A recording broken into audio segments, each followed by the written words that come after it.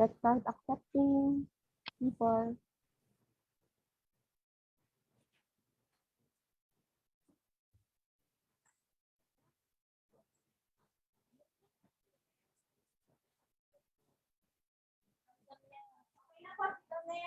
Thank you. Yan ang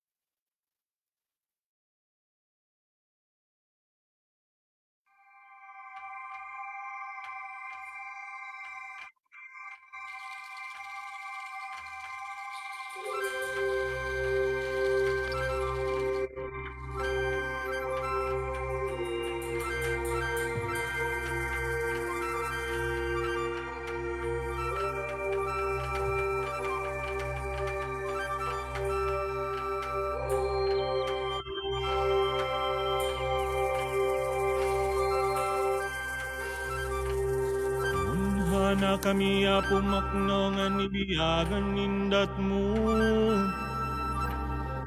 Idatanda kami bikan mangat na pinhod mo. Awat milinggop hino aya tu problemi. He ay makiwada-wada kida kami. He ay makiwada-wada kida kami.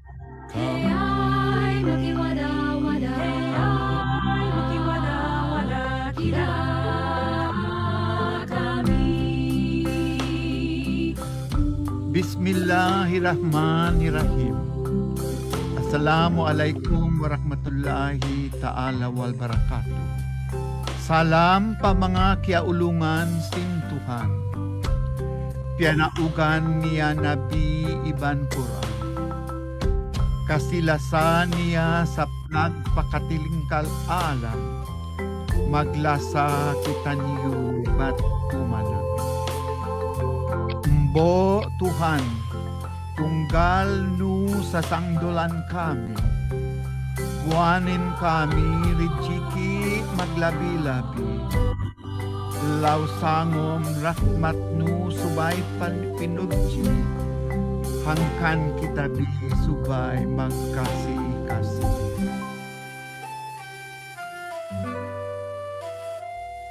Sa ngalan Pangurungan,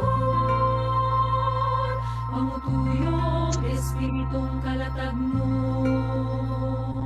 Pangurumon kang usalat, pangkalikupanan. Pangurumon kang pangirayan, at kang walay sikog balantang nga mapagkululang. Pangurumon kang sinilagan, pangurumon kang apagatang, pangurumon kang masakan, pangurumon kang sawagan, pangurumon kang panguloy, pangirayon, pangitapan, pangitoy, wat kang walay sikog balantang nga mapagkululang. Sa ngalan Pangurungan, pangutuyong Espiritong kalatagnon. Sa ngalan Pangurungan, pangutuyong Espiritong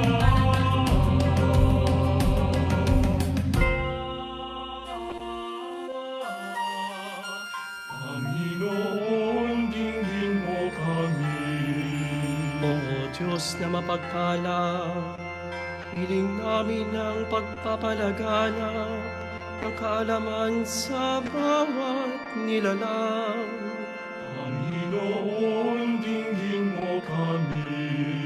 O Diyos ng awa, bigyan mo kami ng kakayahan sa pagtataguyod ng pakikipag-ugnayan sa bawat isa. Panginoon, dinggin mo kami. O Diyos na mapagkalinga, mangyaring ikawan ang pagpapaunlad ng kalikasan ng tao sa mundo. Panginoon, dinggin mo kami. O Diyos na pag-ibig, tulutan mo ang aming bansa ng pagkakaisa at pagkakaunawaan sa gitna ng pagkakaiba-iba. Panginoon, dinggin mo kami. Panginoon, dinggin mo kami. Panginoon, dinggin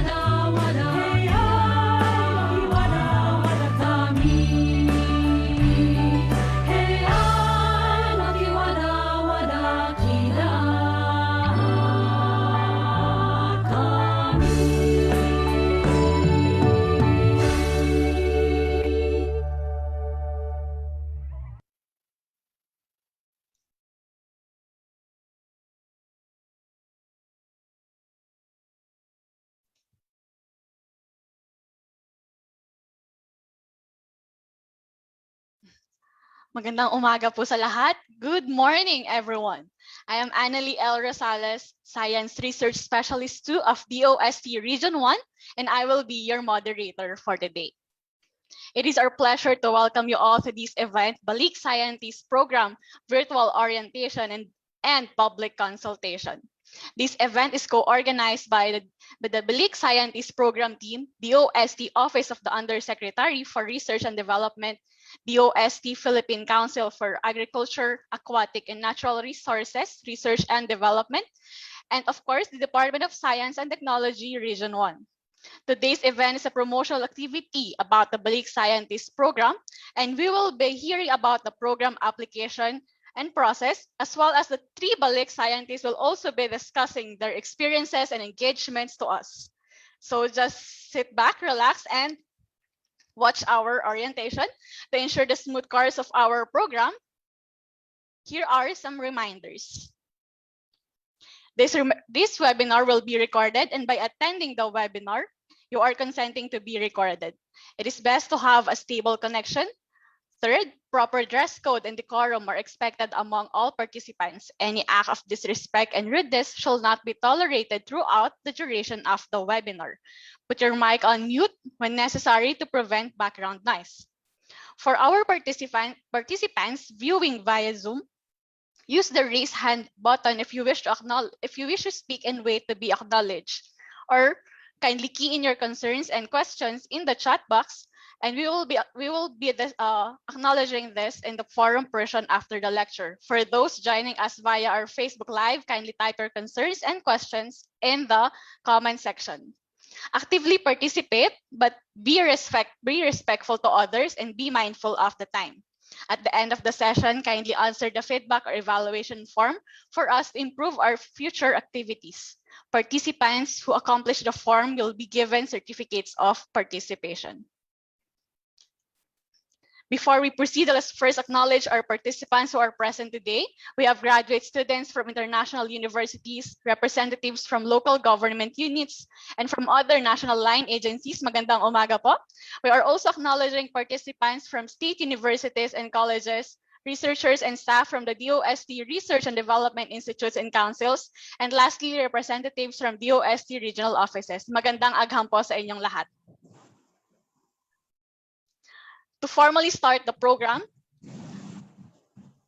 let me call Dr. Rowena Cristina L. Guevara, Undersecretary for Research and Development of the Department of Science and Technology, for her welcome remarks. Good morning, ma'am. Thank you very much.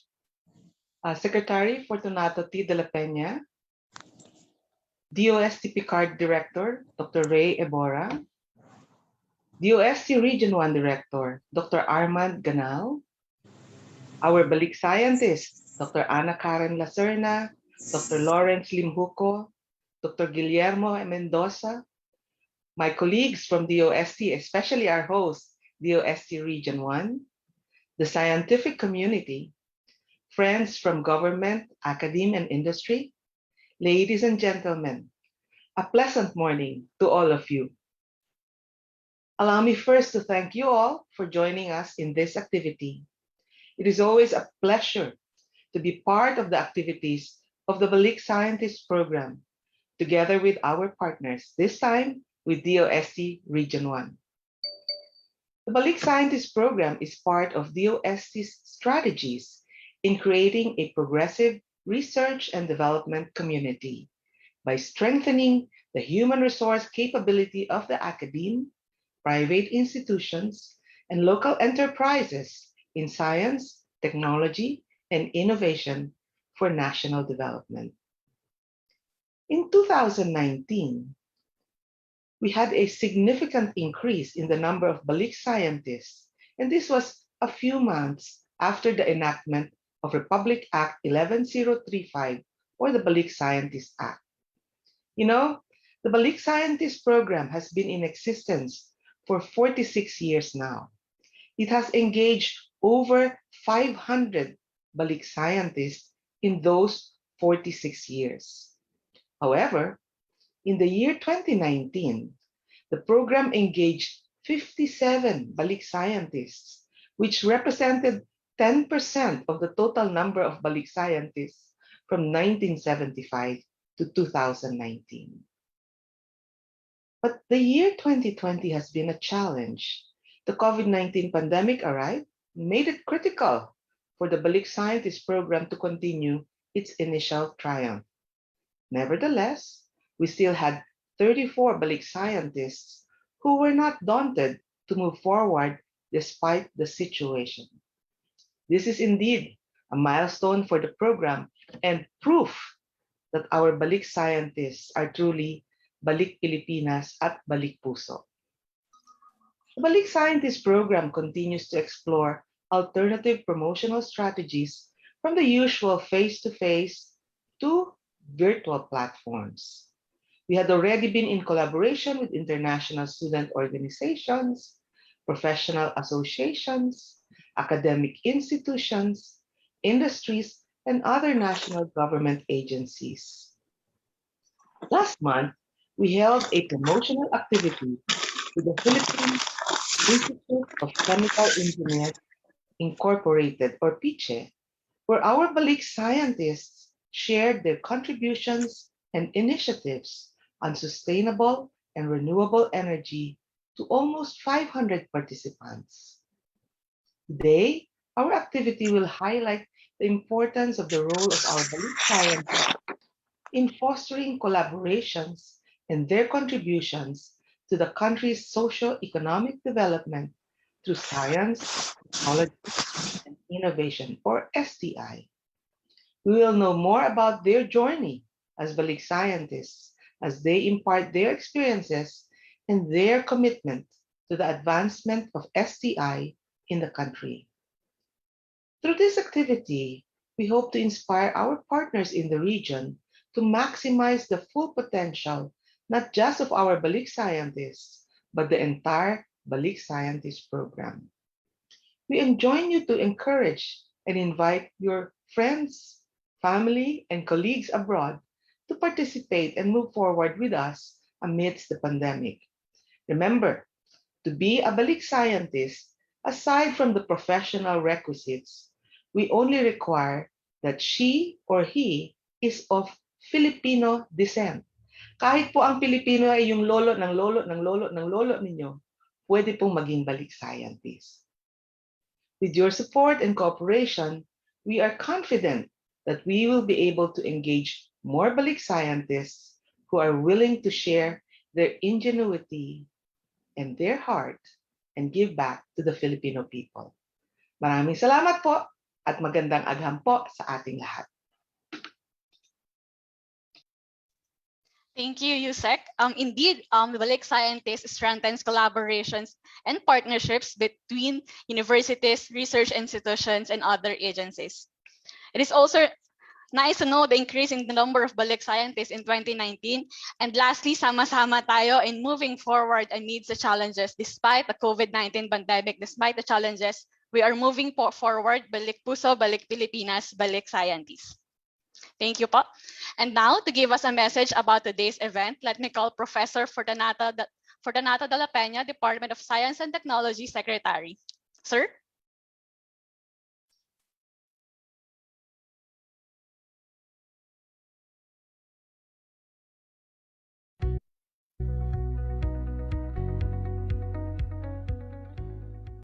Warmest greetings to everyone. Undersecretary Rowena Cristina Guevara, Dr. Reynaldo Ebora, Director Armando Ganal, our Balik scientist, Dr. Ana Karen Lacerna, Dr. Lawrence Limhuco, Dr. Guillermo Mendoza. Our guest and in the Zoom room, magandang umaga sa inyong lahat.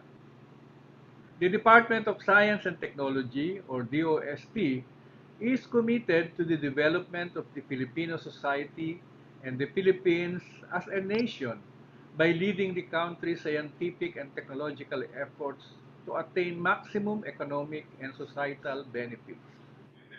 The potential to foster economic and social growth through research lies to our scientists and researchers. According to the UNESCO report in 2013, The Philippines only has 189 researchers, scientists, and engineers per million population. Despite this, we know that we can always count on our fellow kababayans abroad who are excelling in science, technology, and innovation. They could fill in the gap in our human resource in the area of science, technology, and innovation, and this is one of the goals of the Balik Scientist Program.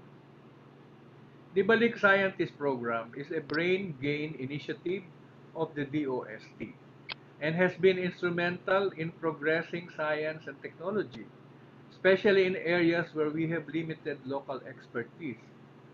Since its implementation in 1975 until 2020, we were able to work with 564 Balik scientists through 716 engagements.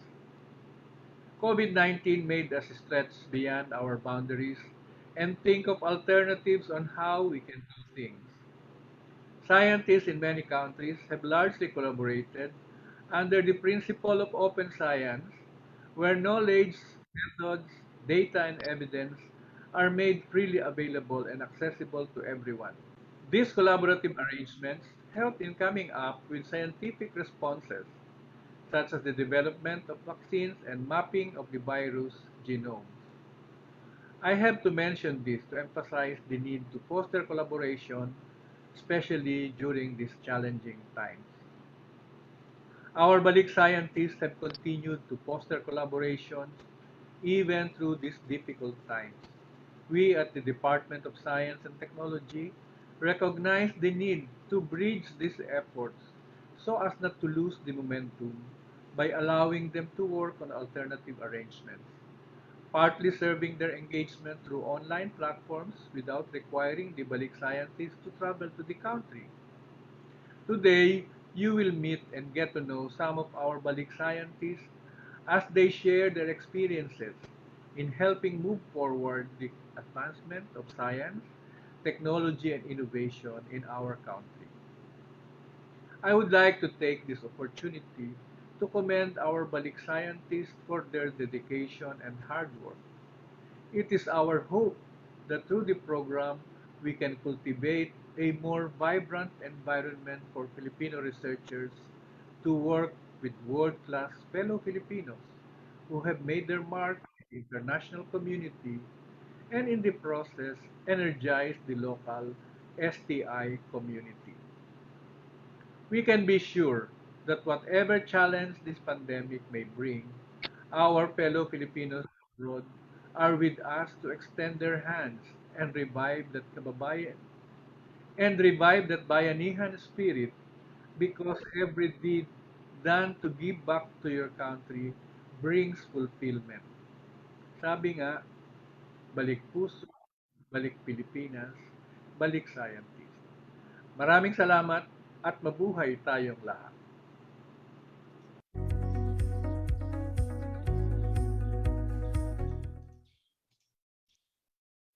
Maraming salamat po, Secretary. Indeed, malaking pasasalamat po sa ating mga Balik scientists para po sa patuloy na pag-move forward ng SNT culture, SNT community ng ating bansa. And now, while we're still fresh and kakastart pa lang ng program, inviting everyone in the Zoom platform to open up their cameras and take our pictures habang ano pa po tayo, habang maaga pa. Give us your best smile while the Secretariat will be taking our photos.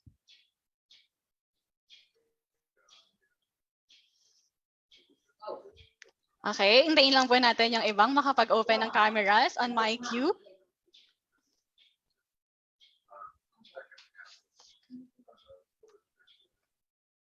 Okay, one more game. 1, 2, 3. Give us your best smile.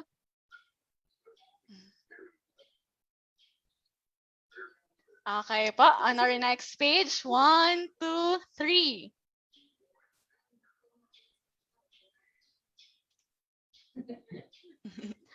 And on our last page.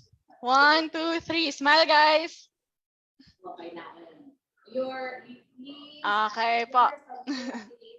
Thank you, everyone. At this juncture, let us all watch these promotional videos in the Balik Scientist Program. We'll be showing about the Balik Scientists as well as some of the necessary adjustments. Sabi nga po kanina na Secretary and the USEC na may mga ginawa tayong adjustments to cope with the COVID-19 pandemic.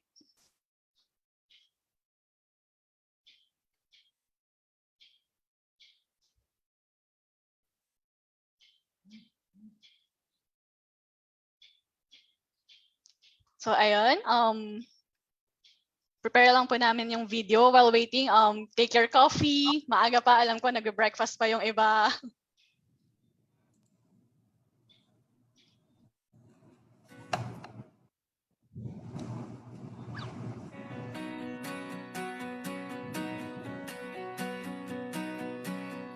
Recognizing the critical role of science and technology in economic development and progress, the Balik Scientist Act or Republic Act 11035 was signed into law last June 2018 by President Rodrigo Roa Duterte.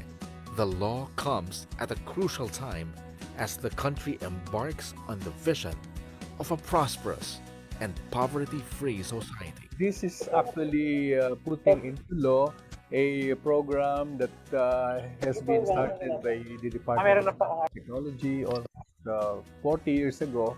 But we need some legal support so that we can implement it in a better way so that the Balik scientists will have an easier time in terms of coming here to the Philippines and rendering services. Who is the Balik Scientist?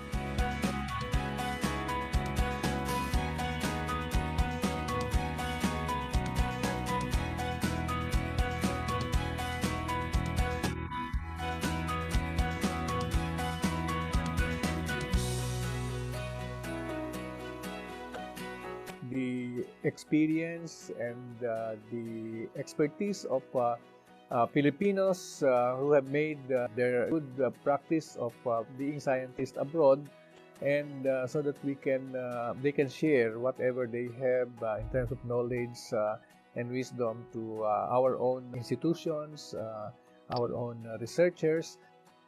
My role and responsibility of a Balik scientist is to be not just a teacher or a facilitator, but also a pusher of innovations within the program.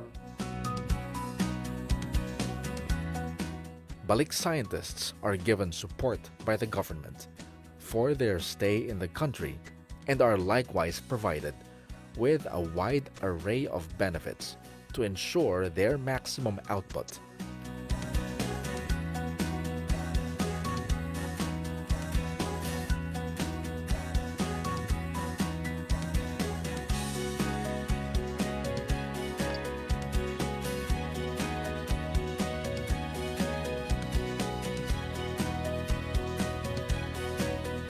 The best incentives or privileges or benefits are having to be exposed with our farmers.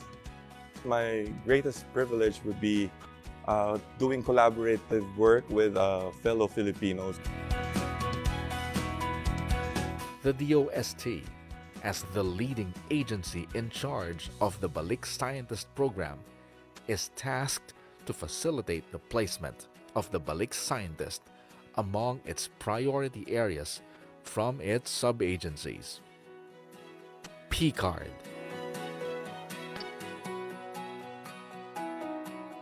PCHRD, P-Shared,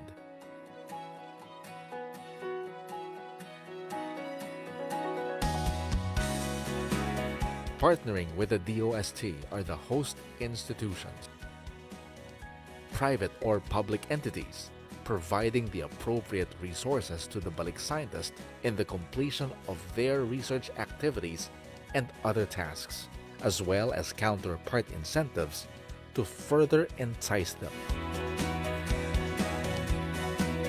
I think the role of the institution is to give the space or the laboratory needed for the program or the project needed. Working together, the DOST, the Balik scientists, and the host institutions have proven the importance of collaboration and cooperation, critical of any nation's vision for success.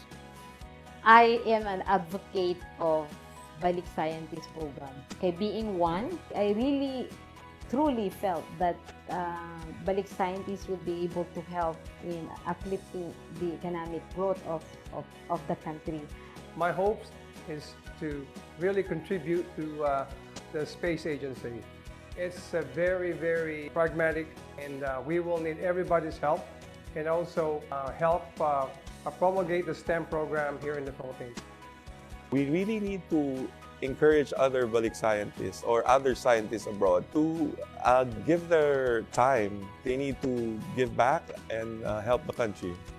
With the enactment of the Balik Scientist Act, the country is looking towards a stronger and more solid science and technology foundation, propelling the nation to further heights. Change has come indeed for science and technology. Science for change. Science for the people.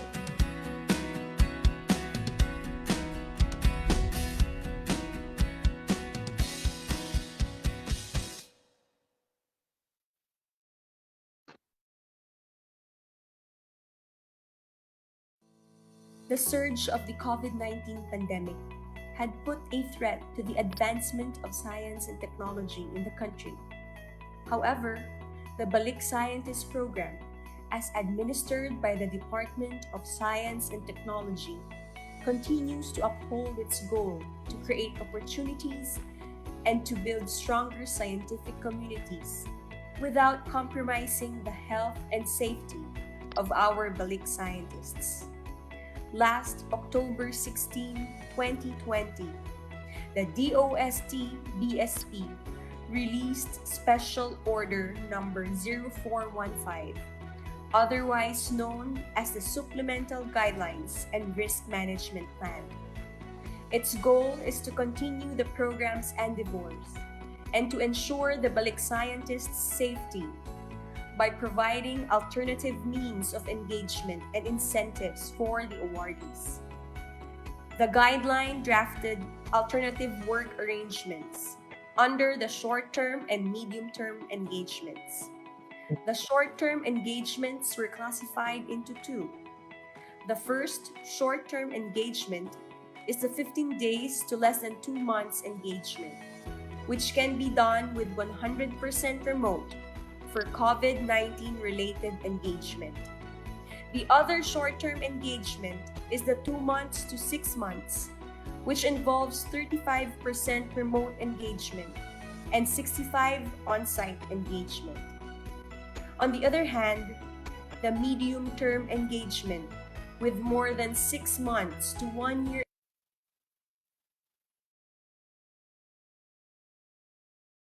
engagement covers 20% remote and 80% on-site engagement. The special order also provides provisions and incentives for the on-site and remote engagements. For the on-site engagement, the following will be given: provision of 1 round-trip airfare originating from a foreign country to the Philippines, exemption from the payment of Philippine travel tax for the Balik scientists, reimbursement of expenses for excess baggage, tax-exempt daily subsistence allowance, or DSA, of $200 or based on the prevailing UNDP rate, whichever is higher.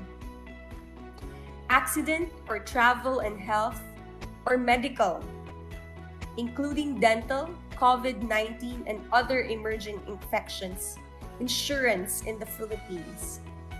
Provided that COVID-19 testing is not included in the health or medical insurances, the program shall cover the cost of testing as necessary. As per the remote engagement, a monthly incentive to at least SG27 with the formula displayed on the screen will be provided. This supplemental guideline shall remain in force as long as there are travel restrictions and implementation of 14 days quarantine in the Philippines, and shall become ineffective upon written order by the DOST Secretary.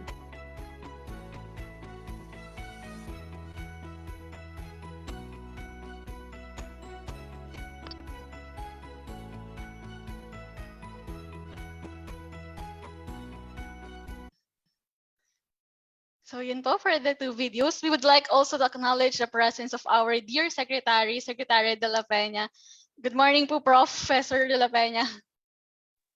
Magandang umaga at ako'y nagpapasalamat sa ating mga balik scientists na sumama sa atin ngayon at sa PICARD at sa DOST-STII at sa ating Balik Scientist Program. So tuloy-tuloy pa din ang ating mga balik scientists kahit na medyo mahirap pa ang kalagayan dito at isi-share ko lang na nandun tayo sa Good News Pilipinas ngayong araw na ito na ibinalita na naman yung report ng UNCTAD for 2021 na ang Pilipinas ay pangalawa lamang sa India sa pinaka ano tawag dito yung tungkol sa productivity natin sa research and sa readiness for frontier technologies.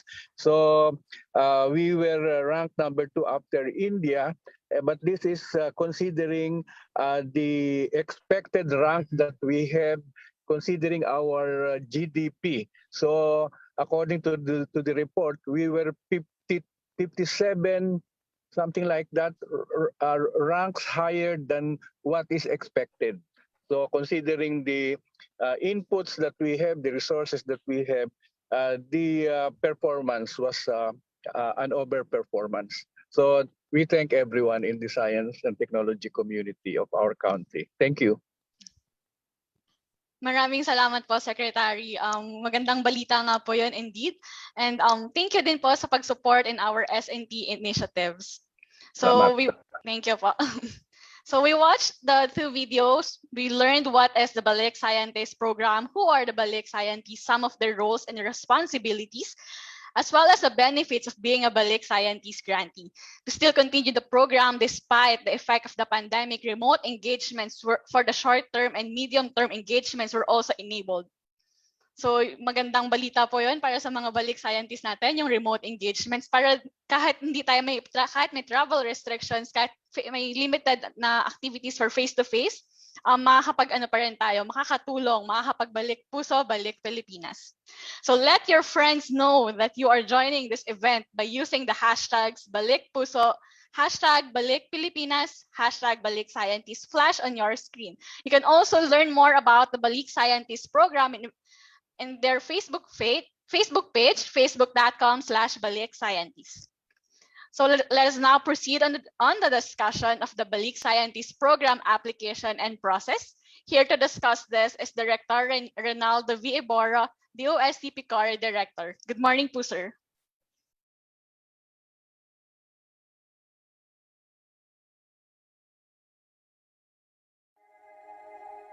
Tara na't magbalik puso at magbalik Pilipinas.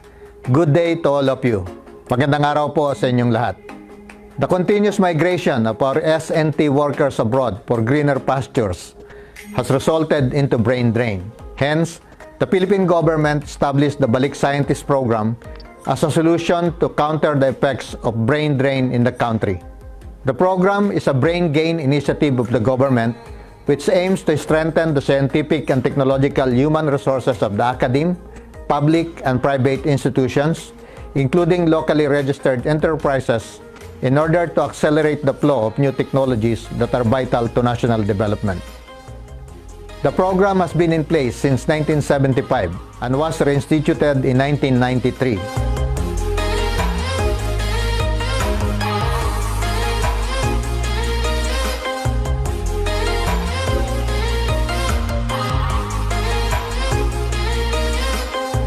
In 2018, the program was institutionalized through Republic Act 11035 to provide better incentives, benefits, and privileges to our Balik Scientists. A Balik Scientist is a science, technology, or innovation expert or professional who is a Filipino citizen or of Filipino descent.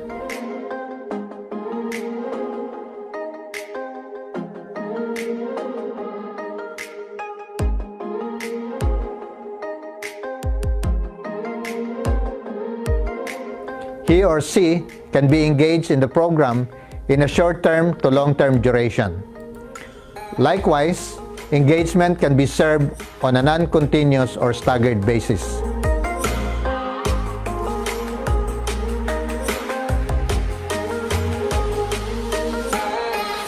An important part of the program are the host institutions.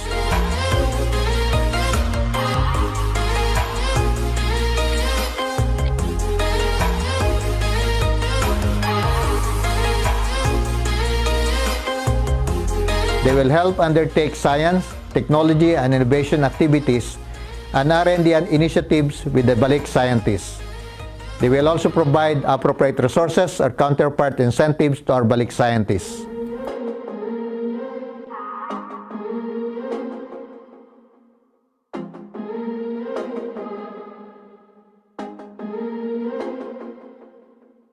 Likewise, host institution can enjoy the benefits of engaging with their Balik Scientists.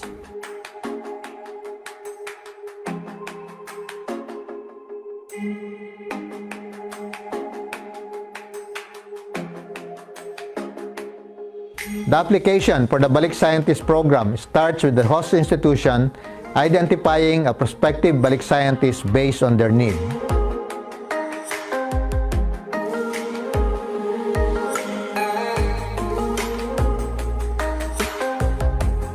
On the other hand, a potential Balik Scientist may also communicate to prospective host institution or request a concerned sectoral council to identify prospective host institutions based on the expertise of the applicant.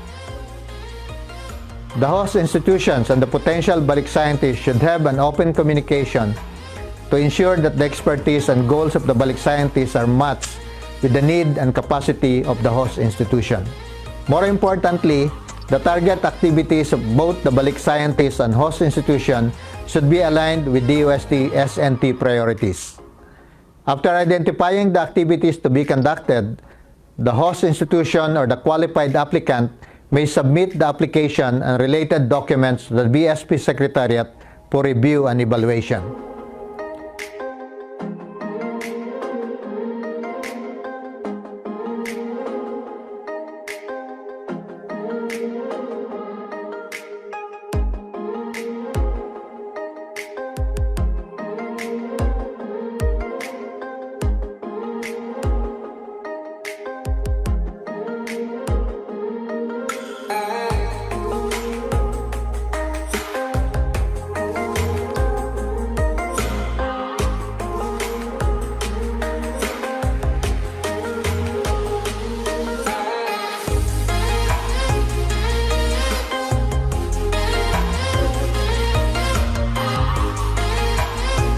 The processing of application and admission to the Balik Scientist Program may take at most 1 month. Visit the Balik Scientist website for more information. And to those who are interested or know someone who may be interested in joining the program, we encourage you to send us an email.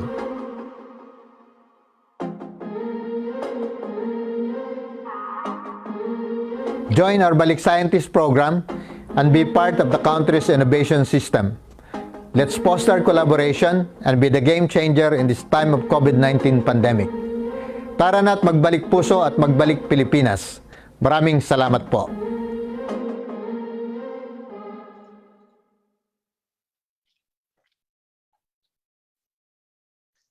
Thank you, Director Evora, for explaining the process, the application, what are the requirements as well, and also the advantages and benefits both of the host institution and the Balik Scientist grantee.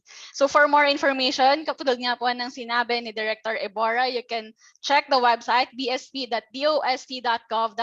and we will be more than happy to assist you po on your inquiries po. So for our audience, if you have any questions right now na naiisip, you can type them in the comment section or on the chat box, whichever kung saan nun po kayo nanonood, and we will address that on the forum portion later. And now, let us hear from our Balik Scientists themselves. Our first speaker is Dr. Ana Karen Lacerna.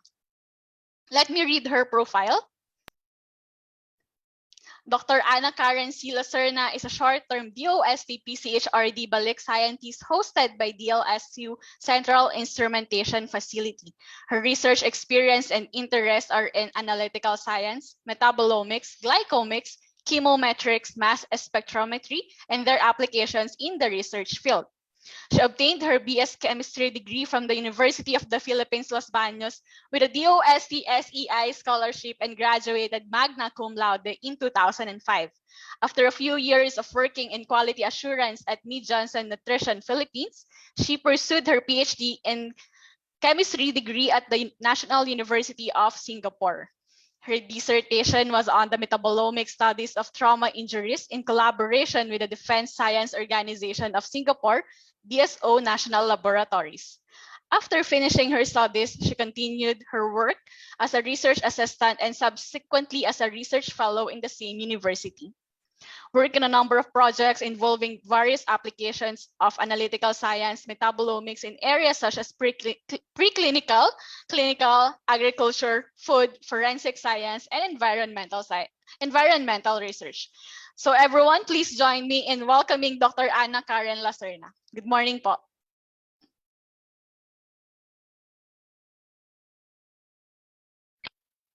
Thank you, Miss Annalie, for your kind introductions. Okay, let me just share my screen.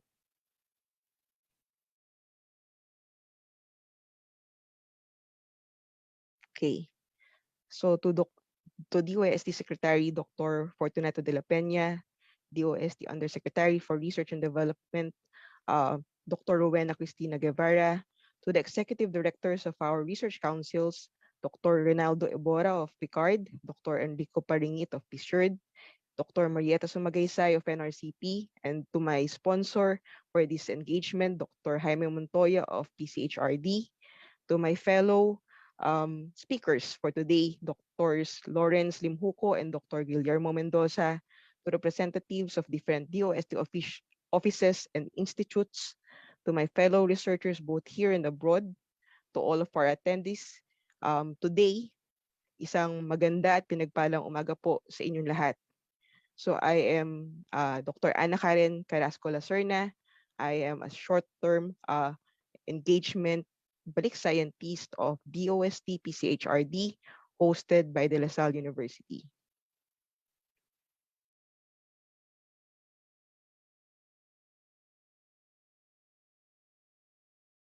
So I would just like, again, to give a brief profile, introduction of who I am and what I've been doing. So I've had my PhD in chemistry from the National University of Singapore. I was a Bachelor of Science in Chemistry graduate from the University of the Philippines, Los Baños. In terms of work experience, I have mainly for the past decade worked in the National University of Singapore. Prior to that, I have worked in the industry, in quality assurance, and also as a lab analyst. In terms of my specialization, I mainly work in the area of analytical science, metabolomics, glycomics, in various applications of mass spectrometry, and as I also do a bit of chemometrics. I have been blessed to have been trained in different aspects of research in Singapore, mainly in the area of analytical chemistry, working with different instruments, especially those, as you can see, different configurations of mass spectrometry. I have also been trained in terms of like research administration, research management, safety management, and so forth. My projects, some of my research projects include different applications of metabolomics in areas such as clinical research, preclinical research, in agriculture, in environmental toxicology, and in food analysis. Currently, I serve as an academic service faculty and equipment specialist for chromatography and mass spectrometry, just recently hired by De La Salle University Central Instrumentation Facility. So my main field, again, of research is metabolomics.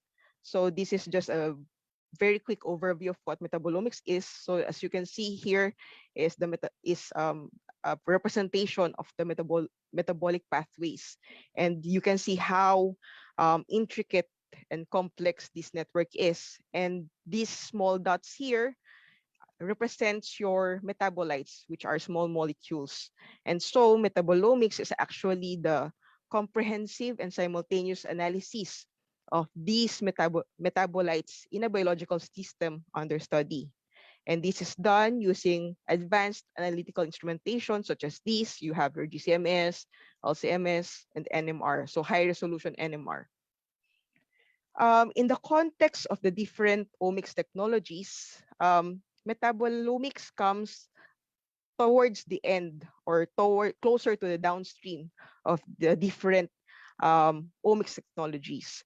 So it is closer to the phenotype, meaning it provides a more accurate profile for the phenotype involved, a better representation of what is going on in the living organism under study, because aside from capturing the effects coming from gene expression, the translation from the proteins, as well as it also captures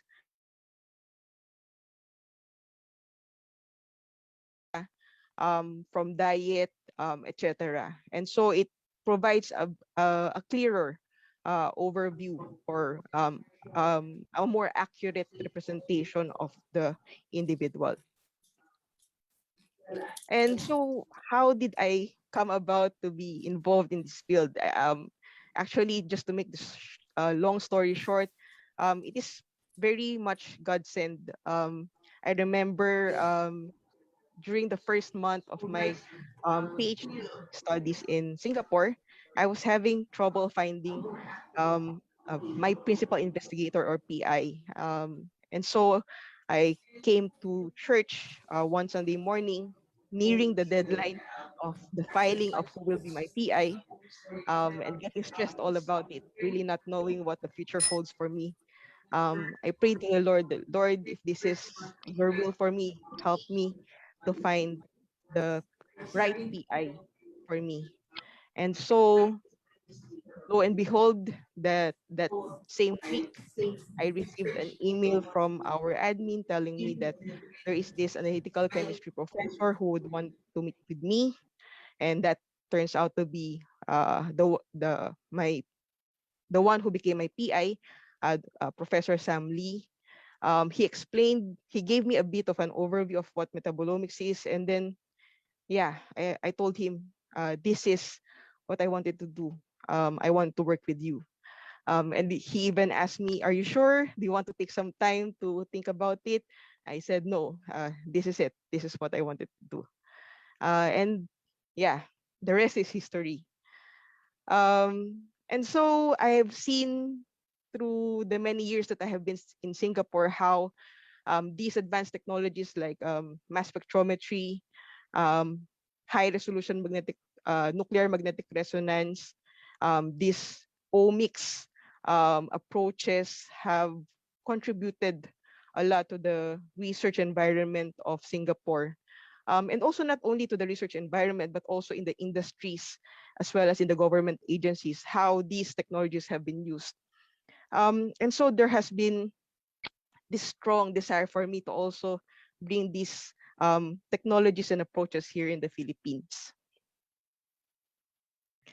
So actually the desire to come home to serve here has started way back in 2017, 2018. I come to know about Balik Scientists also roughly around that period. There was one from a private company who approached me, and we're trying to work out Balik Scientist engagement. But somehow, due to schedule and commitment conflicts, it cannot push through during that time. The same thing goes by 2019. By 2020, the invitation from De La Salle University came through Dr. Drexel Camacho, who eventually became my host. and things fell into place. And again, just I'm just amazed at how God, in His infinite wisdom and mysterious ways, brought me here during this time of the pandemic. So it's quite interesting. But of course, again, things works for the better according to His will. And so I am here. So I came here from Singapore in September 15, 2020. It was a bit scary, of course. We are in the middle of the pandemic, and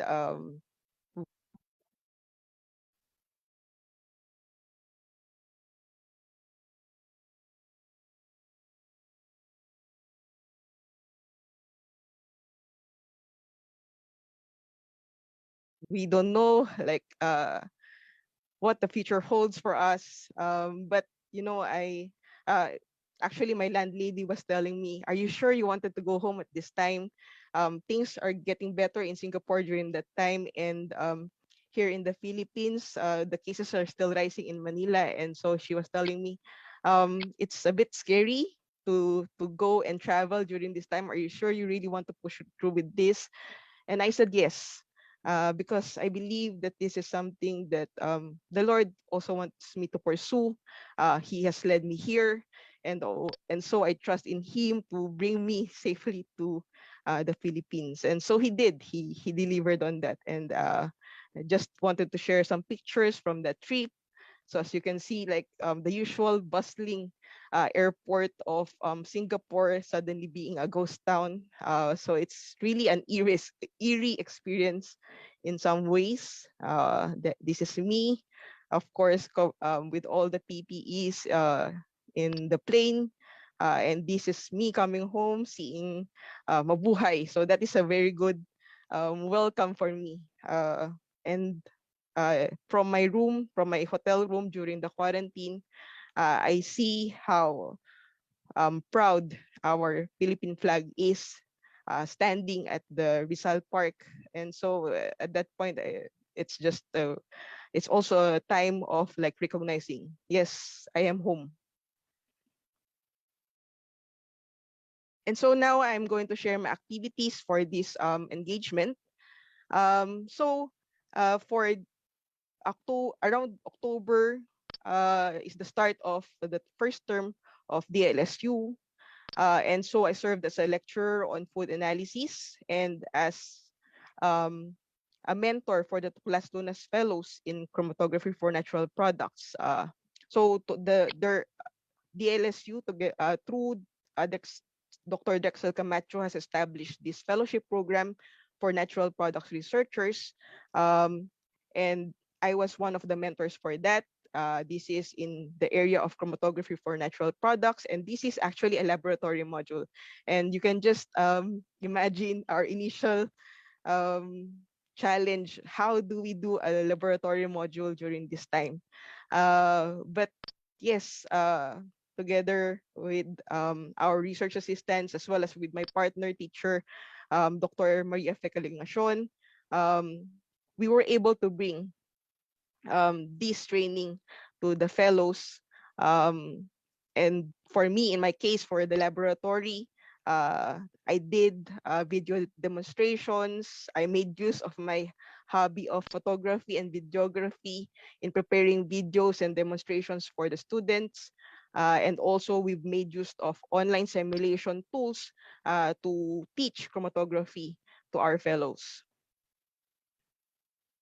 I have also mentored several MS and PhD students in their research programs, in their research projects.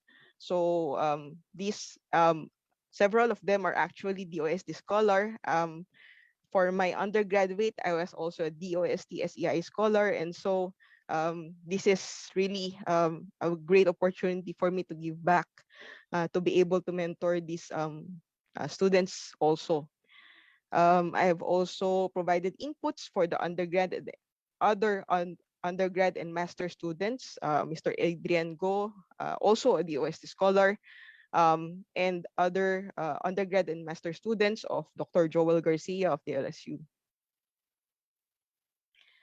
I have conducted webinars on metabolomics and chromatography with mass spectrometry. This is in lieu of having face-to-face trainings. Again, during this pandemic, we cannot have our usual face-to-face trainings and workshops. And so we decided to prepare a 3-part webinar series on metabolomics.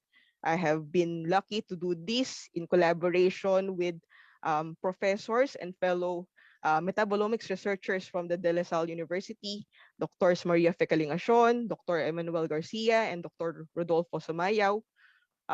They provided applications of metabolomics in their own fields of research.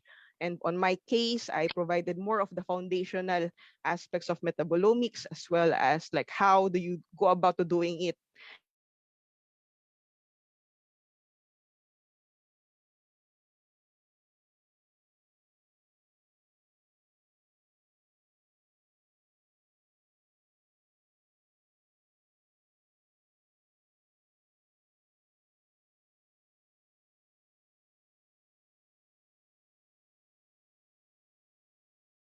Just given the opportunity to establish linkages with researchers within and outside of DLSU. I have co-wrote a couple of research proposals with DLSU professors and ASFs. Also, I have established linkages with members of the research communities in DLSU, as well as with other universities and with Urbanex laboratories coming from the private sector. The work continues. So actually, during this time of the pandemic, I have been quarantined twice. Aside from when I first came here, I have been a close contact twice during this course. And so I have to quarantine. But nevertheless, even in quarantine, the work continues.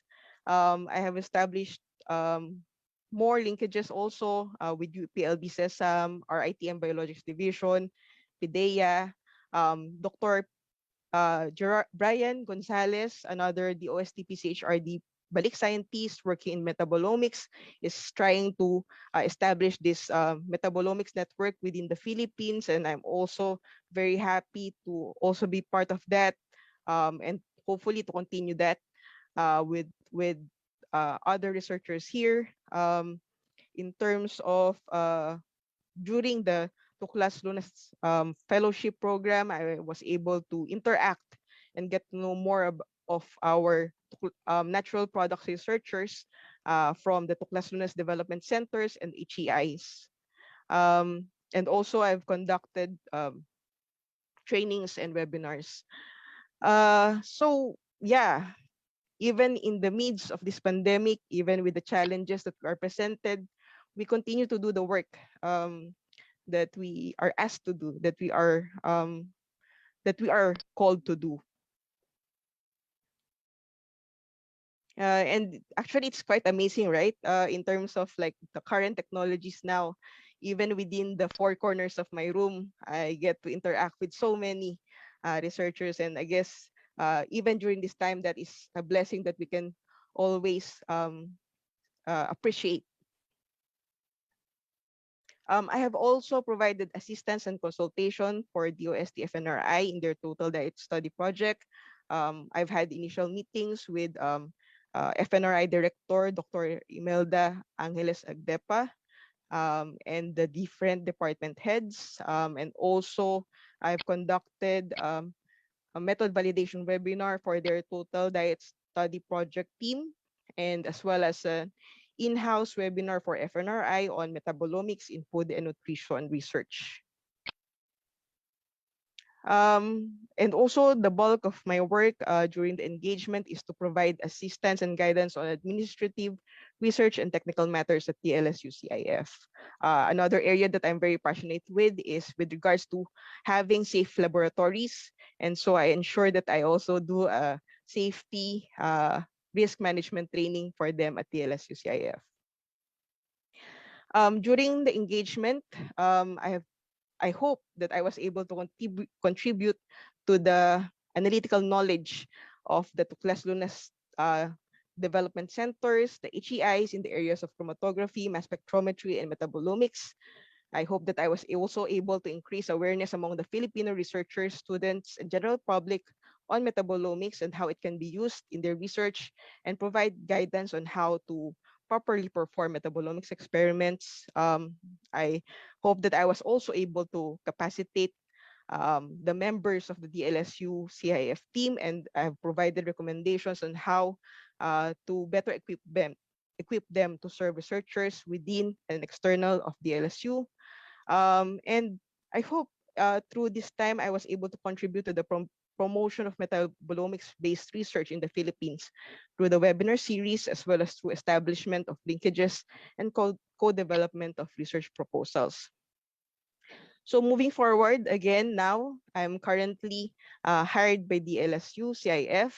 I will continue to help the LSU to improve their laboratory and enhance capabilities for metabolomics research, train and co-mentor masters and PhD students and researchers, and establish collaborations within and outside of the LSU. And I hope maybe God willing, and through the help of the OST, I can proceed with a longer term engagement to continue working with the DOST, FNRI, and other established collaborations during my current engagement, and hopefully more collaborations in the future to collaborate on projects, consultations as may be needed, and provide trainings and webinars to reach out to more of our researchers so they can make use of these technologies for the betterment, for the advancement of research here in the Philippines. And again, yes, I hope to contribute to establishment of a Philippine Metabolomics Network. And so I end this presentation. I give my heartfelt gratitude to the DOST PCHRD and the Balik Scientist Program for this opportunity, to De La Salle University Manila for hosting me, and to Professor Drexel Camacho for paving the way for this engagement. To the DLSU CIF team, thank you very much for all the support that you have extended to me during my engagement, to DOST FNRI, and to the FNRI Total Diet Study team for welcoming me warmly in our meetings, as well as in the webinars that I have conducted, and in their group as a consultant. For our collaborator, to past and present, to industry partners, to my family and friends for their continued love and support. Maraming salamat po. And lastly, I give thanks and praise to our Lord for leading me into this field, for allowing me to see the wonders of His creation through the work that I do, and for His continued guidance and grace. I give glory and praise to you. And so I end this again with an invitation to my fellow researchers abroad. Please do help us to continue to advance science and technology here in the Philippines. So samahan niyo po kami na magbalik puso, magbalik Pilipinas. So again, a good morning to everyone. A blessed day ahead. Maraming salamat po. Thank you, Dr. Lacerna. Thank you for sharing your activities and kung ano man po yung mga naging activities nyo with your host institutions and other collaborators. It is indeed a very inspiring story. Sometimes in the waiting, sometimes in the uncertainties, opportunities await. Thank you for your service as a Balik scientist here in the country. Again, for our audience, if you have any questions, kindly type them in the chat box or in the comment section. We will address them in the forum section later. So let us now proceed. Our next speaker is Dr. Lawrence Lemhuco. Let me read his short profile. Dr. Lawrence A. Lemhuco is a 2020 Balik Scientist under short-term engagement. He is currently the Senior Science Research Specialist of the Mindanao Renewable Energy R&D Center, an adjunct professor at Ateneo de Davao University.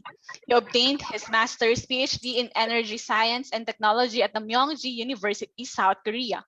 He recently finished his engagements as research professor at the same institution and research fellow of the National Research Foundation of South Korea.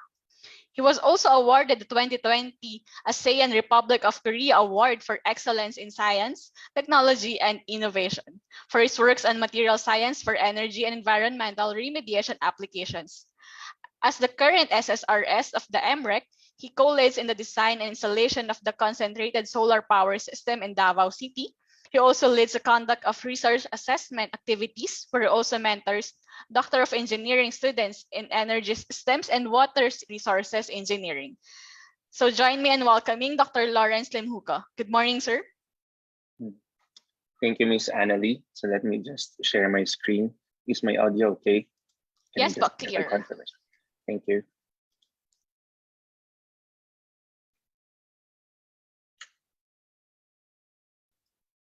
All right. So good morning, everyone. Undersecretary Rowena Guevara, ma'am, Secretary Fortunato de la Peña, Director Reynaldo Ibarra, Balik Scientists, Dr. Ana Karen Lacerna, Dr. Guillermo Mendoza, facilitators, attendees, good morning. So I am Lawrence Limhuko, and today I will be sharing my experiences as a Balik scientist through this presentation entitled BSP as an Effective Avenue for Filipino Scientists to Exemplify Innovation and Leadership for National Development.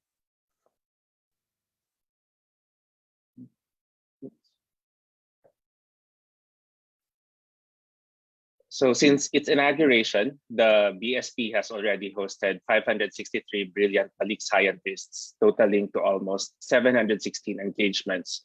I believe that it is safe to say that the BSP, aside from the other novel programs and initiatives of the DOST, has contributed to the improved global innovation index ranking of the country. Through the instrumental governing councils of the DOST, namely the PICARD, PCHRD, and PSHIRD, the BSP has delivered different engagements for agriculture, aquatic and natural resources, health, and industry, energy, and emerging technology. I would like to take this opportunity to sincerely thank the PSHIRD for allowing me to represent the governing council. The council, under the leadership of Dr. Enrico Paringit, has been so instrumental and encouraging in realizing my calling as a scientist here in the Philippines. So again, I am Lawrence Limhuko. I recently finished my short-term engagement where I promoted the Material Science and Engineering, or MSE. I obtained my integrated master's and PhD in Energy Science and Technology in the Myeongji University, South Korea, under the advisory of Professor Uk Jin Chung of Energy and Environment Fusion Technology Center. I obtained my Bachelor of Science in Chemical Engineering from the Ateneo de Davao University. After successfully obtaining my PhD, I was offered with professorship in the Myeongji University, where I was also given a 2-year research grant by the National Research Foundation of South Korea. So currently, I have the pleasure to work as a Senior Science Research Specialist of the Mindanao Renewable Energy R&D Center, a DOST NICER program in the Ateneo de Davao University. Also, I am an adjunct professor in the Doctor of Engineering in Energy System Management and Department of Chemical Engineering in the same institution. So for my initial works for energy application, my research focuses on selective sequestration of lithium, an energy critical element, from secondary sources. Target analytes were extended to elemental critical raw materials, or CRM, identified by the European Union. CRMs are defined to be economically and strategically important for the European economy, but have a higher risk of supply interruption. For environment remediation, I sequester elemental priority pollutants, especially mercury. Now, as a background, CRM's criticality is mainly due to their low substitutability, rising demand, and restricted reserve distribution, or geopolitical risks. EU sources for these CRMs are estimated to be less than 9%.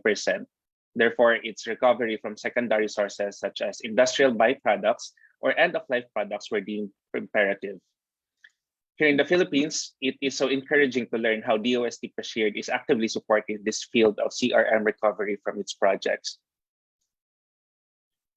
So various technologies, recovery technologies, have been developed and improved from their respective limitations. Among these, adsorption shows greater potential due to its simplicity, relatively low cost, and proven effectiveness in water purification. So my works can be classified in two parts. First, design and synthesis of host adsorbents, and second, design and configuration of these host adsorbents into composite bulk materials. For example, for lithium recovery, host adsorbents include inorganic lithium ion sieves and organic crown ethers. Now, with the hard, soft, acid-base theory as one of the underlying rationales, different crown ether derivatives as well as other ligands were designed to target other CRMs. Cavity dimensions, ring subunits, and heteroatoms were rationalized to render the crown ether selective to target analyte via size-match relation and hardness-softness index.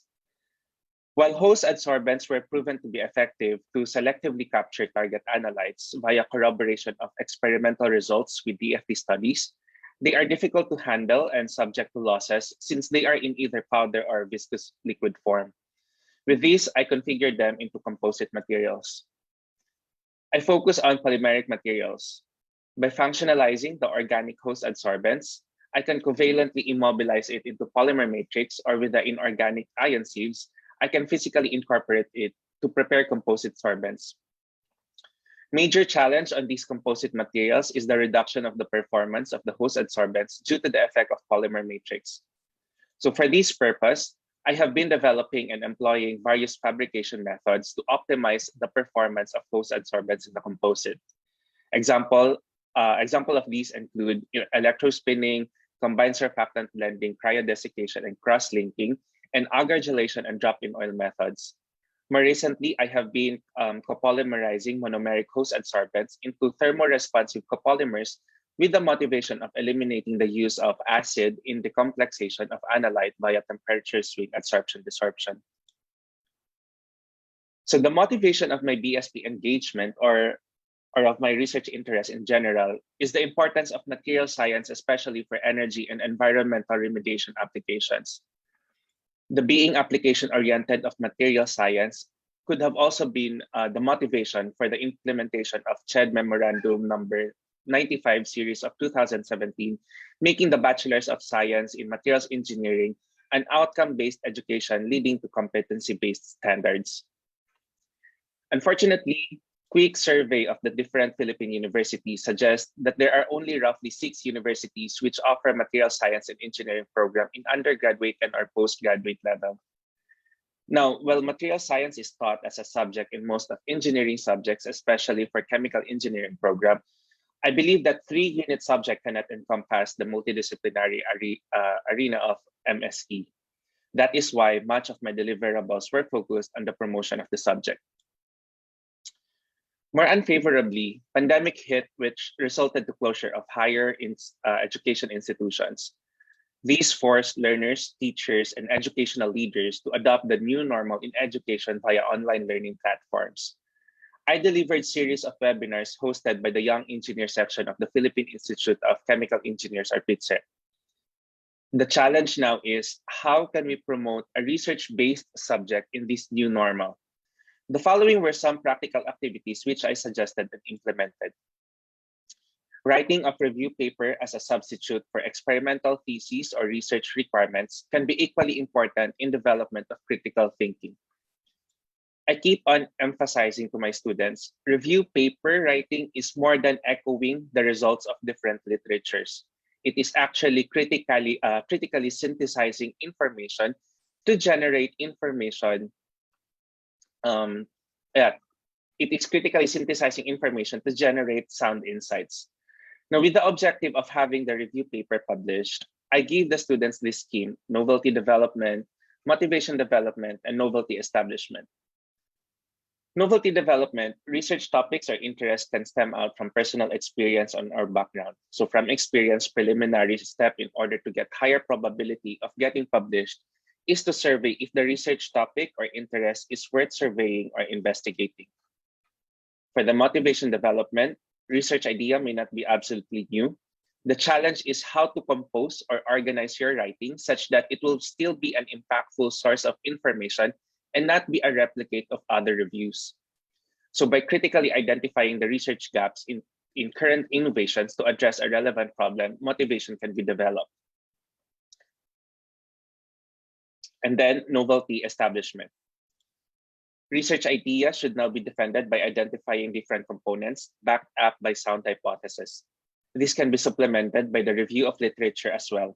Now, given the sound schema and with the newly synthesized information, students can potentially generate insights for a particular research topic. Now, in order to have richer idea to generate research interests, I always encourage the learners keep on reading or be updated.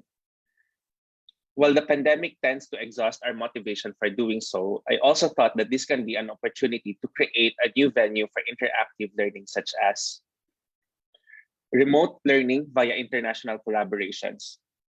In my deliverables, I bridge different linkages to create opportunity for remote learning. For example, I created an educational partnership agreement with my previous institution and with ADU, where e-learning session will be conducted. ELS is an activity broadly equivalent to lesson, lecture, tutorial, or practical class done online whose speaker will be researchers from DAST Myongji. Other linkages were for MREC, where professors from Chinese Academy of Sciences, as well as UTP Malaysia and University of Lincoln, who generously express interest for teacher collaborations. Now, with my current assignments as SSRS of the MREC, it is inevitable to be on the field to supervise the installation of the concentrated solar power system. In doing so, strict compliance of different precautionary measures and protocols are diligently observed. Now, this includes the online training from instrument suppliers, limited personnel, and wearing of PEs. The CSP project of MREC has also been a great venue to conduct different resource assessment activities and mentor especially Doctor of Engineering learners. Given the restrictions caused by the pandemic, the challenge again now is, how are we able to conduct research activities? With these, I propose on developing studies which might be done through empirical calculations and computer simulations. In this particular work, we will be analyzing the potential of establishing solar thermal energy technologies in the Philippines. One of my deliverables is to assist on drafting of roadmap of electrochemical energy conversion and storage devices R&D, which includes polymeric membranes as priority topic. However, as per consultation with Dr. Joey Ocon, Head of Chemical Engineering Department of the UP Diliman then, the said roadmap has already been finalized. And it is so encouraging to learn how the DOST has funded a lot of energy R&D projects, which include electrochemical energy storage projects. For my deliverable, I prepared a review of related literatures to develop motivation for lithium recovery via electrochemical method. With its exceptional electrochemical properties, lithium ion is considered to be energy critical element whose future supply is experiencing significant uncertainty. Therefore, prospecting secondary sources as source for lithium is imperative. Just a background, subsurface brines and seawater have become the leading raw material for lithium carbonate production worldwide because of lower production costs compared with the mining and processing costs for hard rock ores. Furthermore, given the estimated overall inventory of lithium in the ocean, which is about 2.6 times 10 raised to the 11th power tons, the ocean is considered to be very promising resources to meet the global demand of lithium. However, lithium is fairly dilute with an estimated concentration of about 0.1 to 0.2 parts per million. And with the presence of other competing metals such as sodium, potassium, magnesium, and calcium of much higher concentrations, only few methods are applicable for lithium sequestration. So the identified limitations of adsorption for lithium recovery motivated the exploration of lithium recovery using other technologies, which include electrochemical technology. This novel technology can be sustainable once integrated in hybrid to other renewable sources of energy. In line with sustainability, this technology may not only have lithium as main product, but in its very nature can also function as energy source.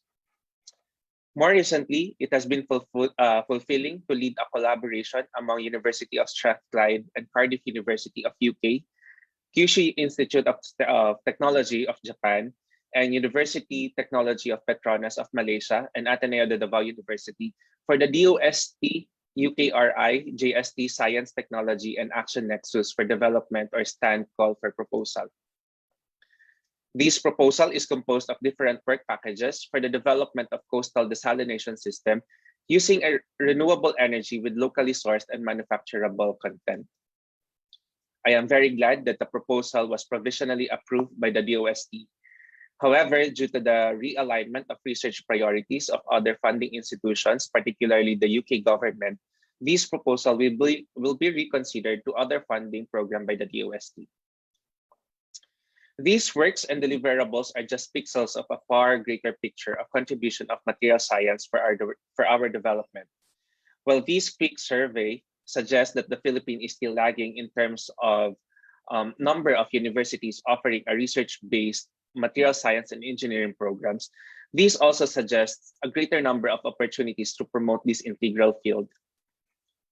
The following are just some of the challenges which I observed for having a quality research-based MSc program. These observations were identified mainly from my experience in mentoring the students for their respective theses. First, students' lack of exposure to research, which makes the subject unappreciated. This is also reflective on the difficulty of the students to develop research topics. For me, motivation development is a critical step to have quality research. First step in problem solving is knowing what the problem is, they say. And for as long as the students are not exposed to research, which includes identifying a problem, students will not be motivated to think outside the box. They will be limited to conventional topics, change maybe one or two variables, and repeat similar methodologies, which unfortunately may not be scientifically sound. With this, I really aspire to promote scientific culture, and this has been my main motivation in establishing e-learning sessions with partner international institutions, so that students and or faculty members will be more exposed to the emerging research topics or areas and their respective research direction. Through the Educational Partnership Agreement, partner international institutions are also encouraged to consider potential local candidates for postgraduate study opportunities. Second, our curriculum is generally designed to be centered for board examination. While this is equally important, other facets of learning which may be acquired through research might be overlooked. This can lead to non-motivation of the students to conduct research, since theses and or research will be perceived as a mere requirement. With this, it is very noteworthy as how DOST promotes research and STI through its different programs such as Young Innovators Program and Startup programs. Third observation is, I believe, a common sentiment among researchers in the Philippines. I myself have difficulty in conducting research because materials procurement is highly tedious, from paperwork to bureaucratic processing and to the very timely delivery. Also, the inaccessibility of other research essentials such as analytical equipment and appropriate working facilities and environment can discourage students, aspiring researchers, and even researchers to conduct research. With this, I personally believe that the Republic Act 9184, Procurement Reform Act, should be reviewed and revised if necessary in order to minimize inefficiencies. Also, I am hoping that programs will be promoted where Filipino scientists are to create their respective specialized laboratories in order to develop efficient systems. Last, personal observation is the need for more empowerment to be scientists and technologists of faculty members, which might be achieved through support of postgraduate studies. By reviewing and recalibrating the workload and research activities vis-a-vis the compensation and benefit packages, faculty members might be motivated to become researchers and scientists, and consequently be stronger pillar of research-based education. Now, despite these personally observed challenges, it is so encouraging how the DOST, through its sectoral planning councils, research and development institutes, collegial and scientific bodies, and scientific and technological services, coordinate science and technology-related projects in the Philippines and formulate policies and projects in support of national development. I am especially thankful for the Balik Scientist Program because since its promulgation, it has supported numerous engagements which may not be limited to material science alone, but absolutely are promoter of the country's research and national development. To conclude, I believe that most of our attendees are co-scientists abroad. Before, I had the notion that to go back in the Philippines means the end of my scientific career, if you know what I mean. However, I realized that my calling transcends beyond high citations or high H index. Instead, it is to give back this God-given talent and capacity for greater cause, which is for the promotion of science, technology, and innovation here in our beloved country, the Philippines. Our country's STI through the DOST has already gone far relative to the past. It's about time to take pride for our affiliations in our publications to be rooted here in the Philippines. Tara na, balik puso, balik Pilipinas. Be a balik scientist. Thank you and God bless us all. Maraming salamat po, Dr. Limhuko. Thank you for working towards the progress of material science here in the country. There may be challenges, there may be hurdles, pero yun nga, we are researchers, we are Filipino researchers, we find ways, we find solutions. Thank you for promoting the culture of science, technology, and innovation here in the country. So ayun nga po, if you have any questions for our speakers, kindly type them on the comment section or on the chat box. We will address this later. Let us now proceed to our third and final speaker. Our next speaker is Dr. Guillermo A. Mendoza. Let me read his short profile. Dr. Mendoza is an assistant professor at UP Los Baños, associate professor and emeritus professor, University of Illinois, a Balik scientist at different universities including UP Los Baños, Don Mariano Marcos Memorial State University, Mariano Marcos State University, Bohol Island State University, Isabela State University, and Benguet State University. He's a consultant at and for the U.S. Agency for International Development, United Nations Food and Agriculture Organization, CIRCA, European Forest Institute, Forest Service agencies at Toronto, Canada, Finland, Brazil, Zimbabwe, and Portugal. International Center of Agroforestry, Center for Forestry Research, ASEAN Center for Biodiversity, and other international organizations. His expertise includes in the areas of geographic information science, remote sensing, forest management, mathematical modeling, ecological economics, artificial intelligence, quantitative analysis, biodiversity, watershed management, and hydrologic modeling. Join me in welcoming Dr. Guillermo A. Mendoza. Good morning to sir. Good morning, Annalise, and thank you for that very kind introduction. Good morning to everyone also. This is the last presentation. That's good news. But I look at it as we seem to always save the best for last. Anyway, before I begin, I would like to thank the Department of Science and Technology, the Philippine Council for Agricultural, Aquatic, and Natural Resources Research and Development for once again granting me the opportunity to serve as a Balik scientist. I would also like to thank my current host, Benguet State University, and also a shout out of thanks to my previous host institutions, which, as already mentioned by Annalise, includes UP at Los Baños, Don Mariano Marcos Memorial State University, Mariano Marcos State University, Bohol Island State University, and Isabela State University. Thank you very much for all these institutions, for their interest and willingness to serve as my host. So let me share my screen.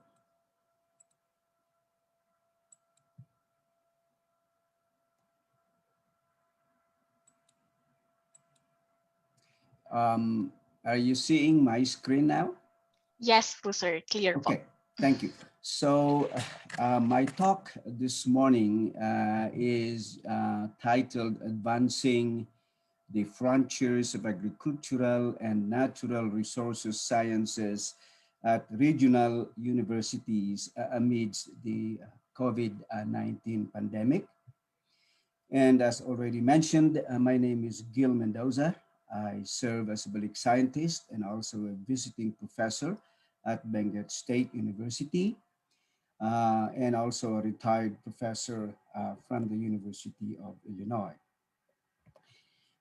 Let me begin also by describing briefly my academic and professional background. I had my undergraduate degrees in forestry and natural resource management from the University of the Philippines at Los Baños. I also obtained my PhD degree from the University of Washington.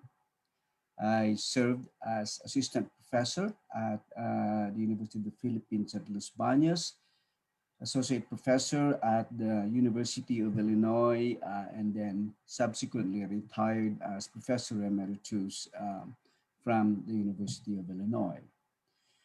I also have some expertise in geographic information science and geospatial technologies, including remote sensing, LiDAR, drones, and so on. I have expertise also in watershed management and hydrologic modeling, geographic information science, artificial intelligence, and also smart agriculture. I also have some expertise in mathematical modeling, ecological economics, and of course, operations research. Let me start with a brief description of my recent engagement as a Balik scientist. And by recent, I mean I would like to cover my activities over the last 3 years, and that is from 2019, 2020, and 2021. I'd like to start with my current engagement, which is my host, the Benguet State University. Much of my engagement here involves conducting a series of trainings on the use of geospatial technologies in addressing different problems, including smart agriculture, flood modeling, soil erosion, and the like. I also gave a series of webinars. Most of it is related to forestry, but some of it also in other areas. I also gave a series of lectures. I did some advising of faculty, mentoring, if you will, and also advising of graduate students, including conducting some brainstorming sessions and interaction among the faculty, trying to see or envision what are the potential enhancements of the curricular offerings, including potential areas of research. I'm also involved in ongoing effort on proposal development, project proposal development in 2 areas. And this is the application or use of precision agriculture, or sometimes referred to as smart farming or smart agriculture, focusing in potato production. I'm also engaged in the development of another proposal, which is landslide susceptibility analysis.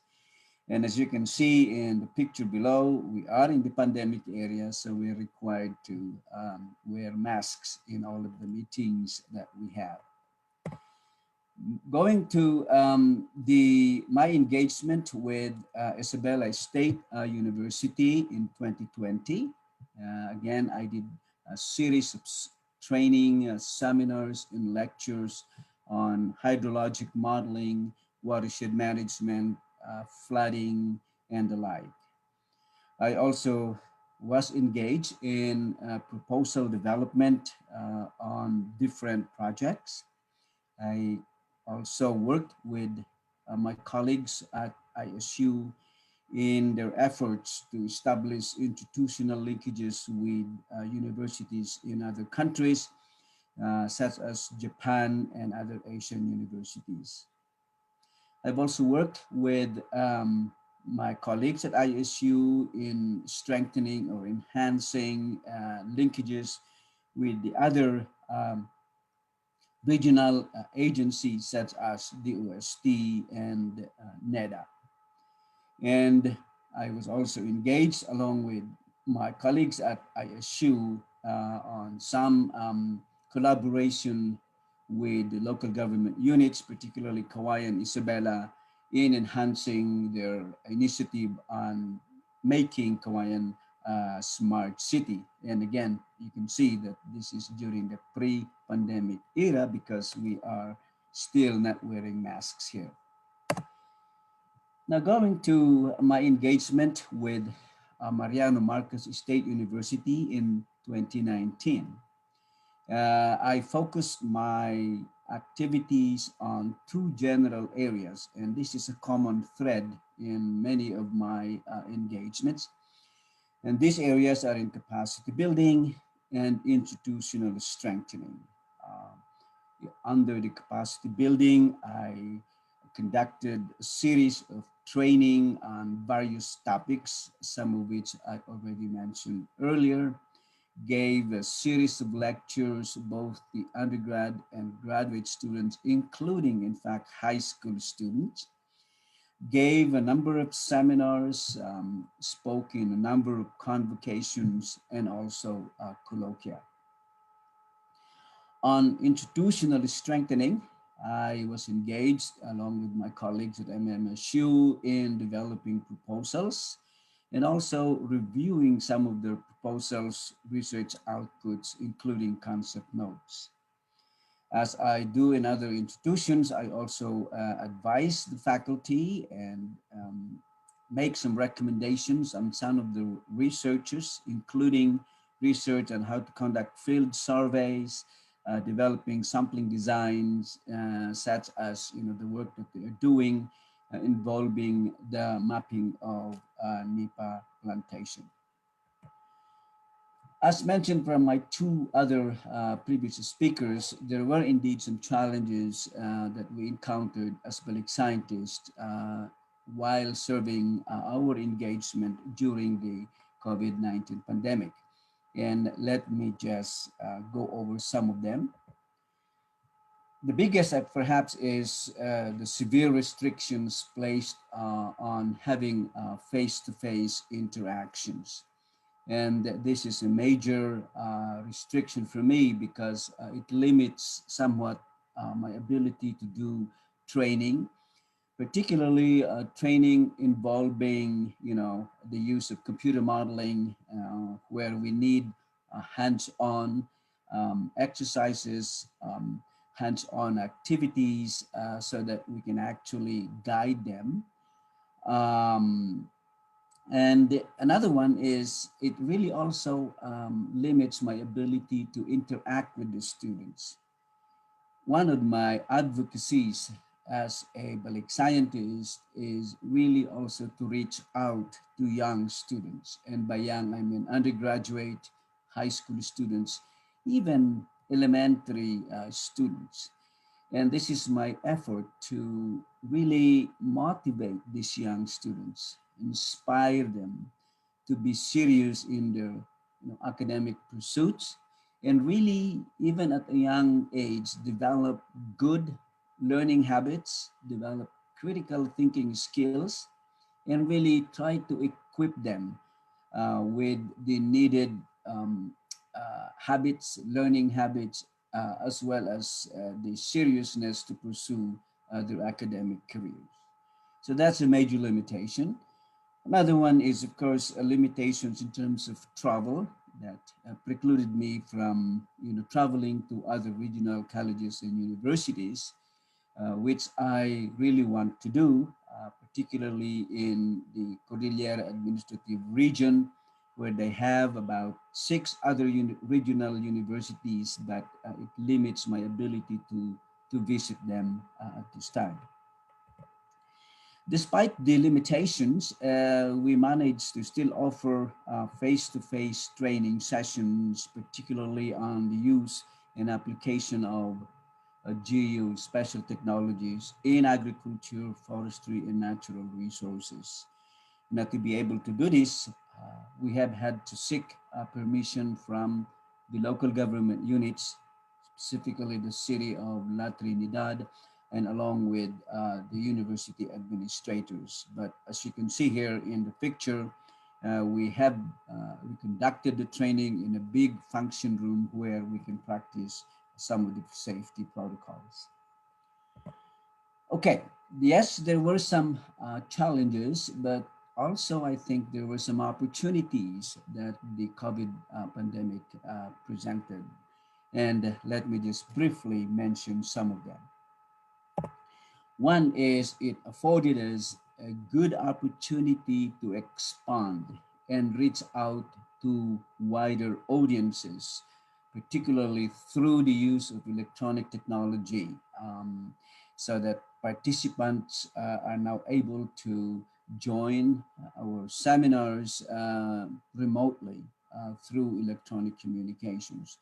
And this, as also mentioned by my colleagues, my fellow Balik scientists, particularly in the adoption of webinars.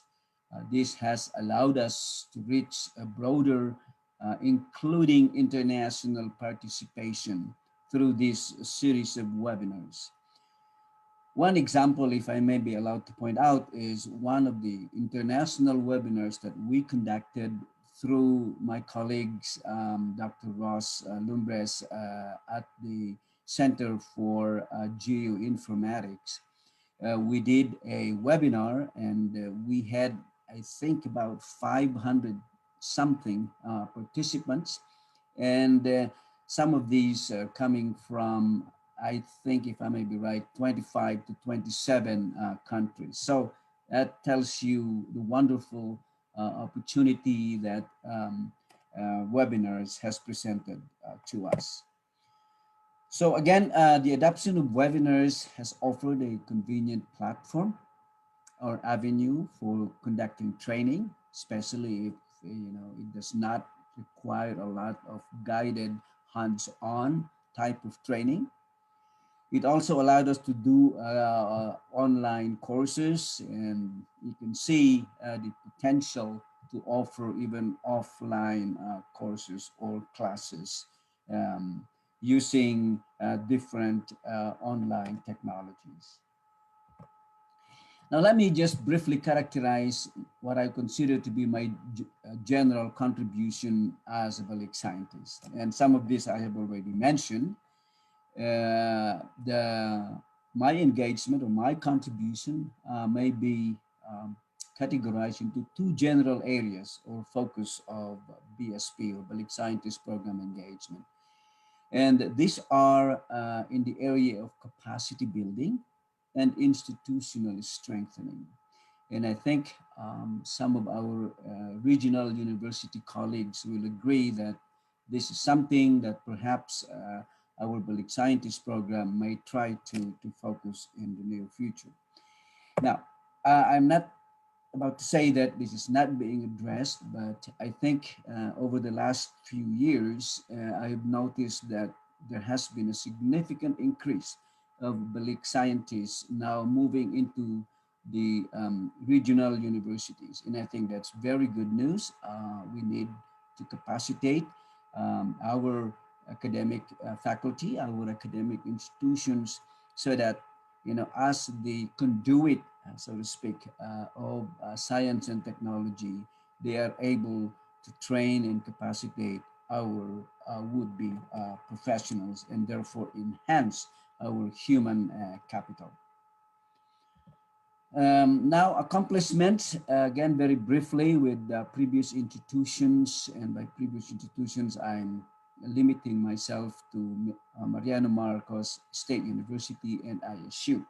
And again, many of these accomplishments are in the areas of capacity building and institutional strengthening. And because my expertise is focused more on geospatial technologies, that's where much of my capacity building and institutional strengthening activities were focused. I did some mentoring of faculty along with the training, and I think this led to better or enhanced curricular offerings at the undergraduate level, including graduate level. I was also involved in strengthening the proposal development, particularly in those proposals that has a geospatial dimension. I was also involved in project development and linkaging with other Asian universities, as I already mentioned earlier. A good example of this is the MAGAT project, where a project was actually funded and is now being implemented by looking at the Magat Dam. And I don't know, some of you may not be aware of this, but Magat is located in the northern part of the country. And also enhancement of the smart city project of Kawayan Isabela, as I mentioned earlier.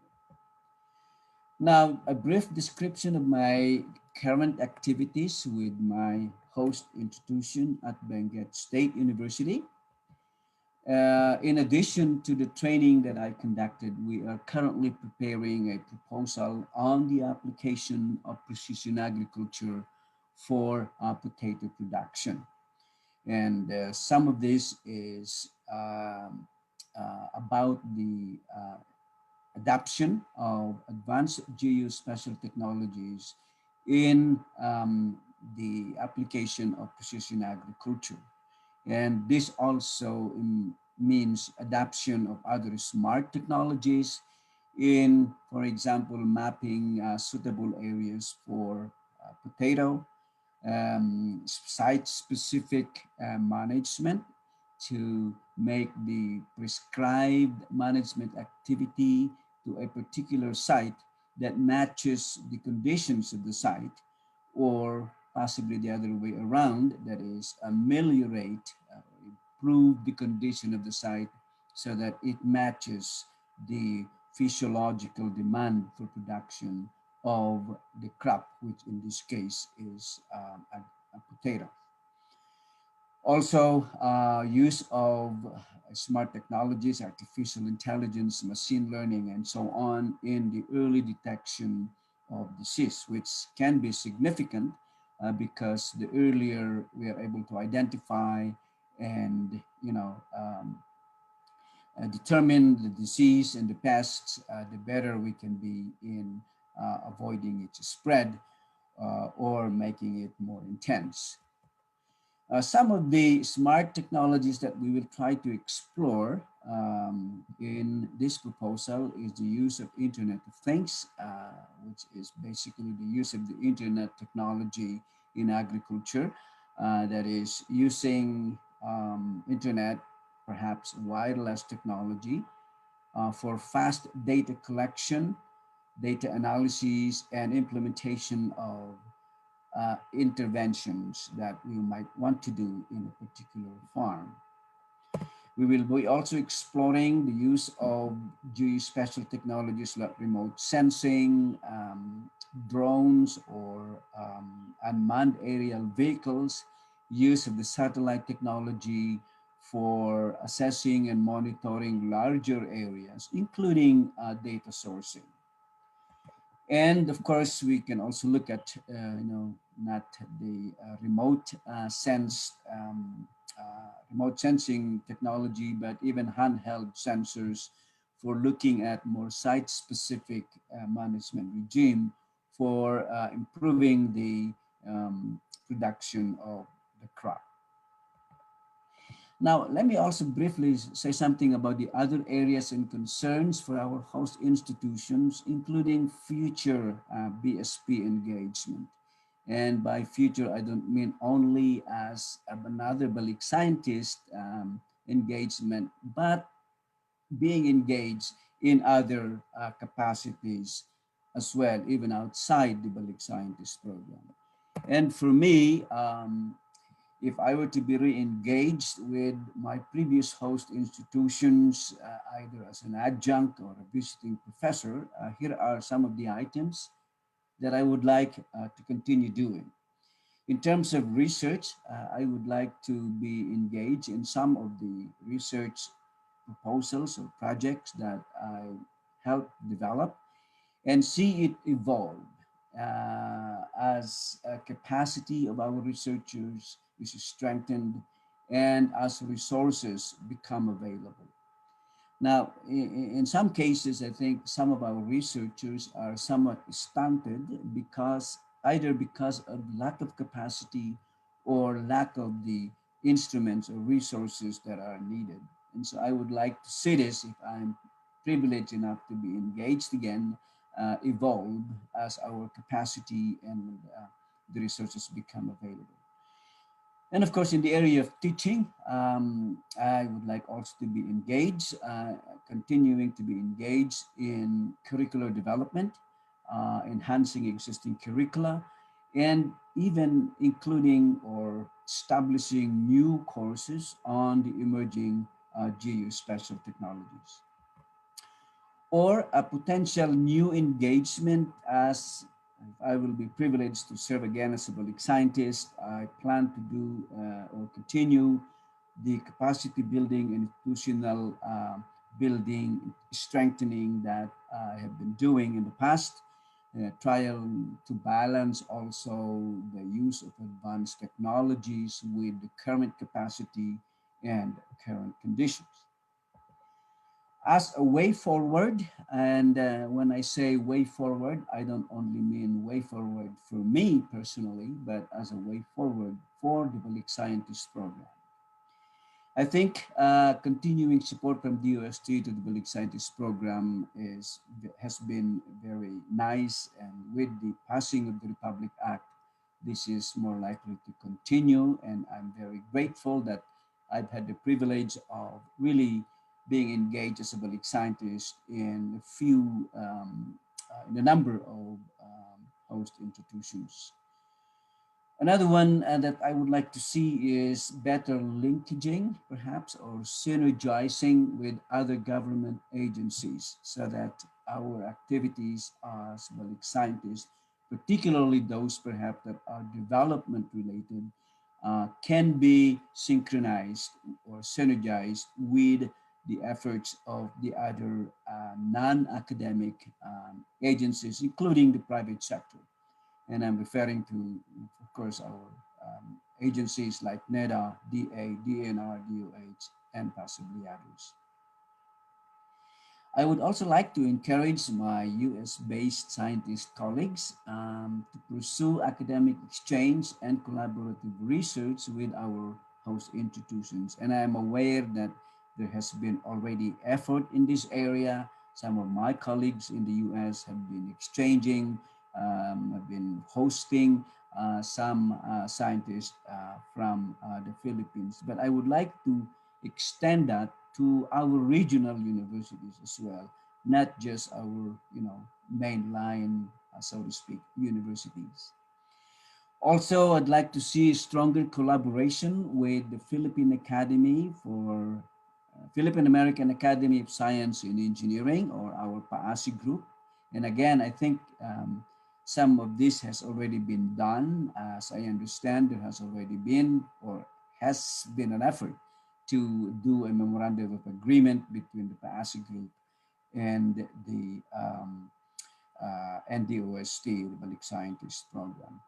And also, I encourage my colleagues also to explore the possibility of linking with other funding agencies, for example, the Fulbright.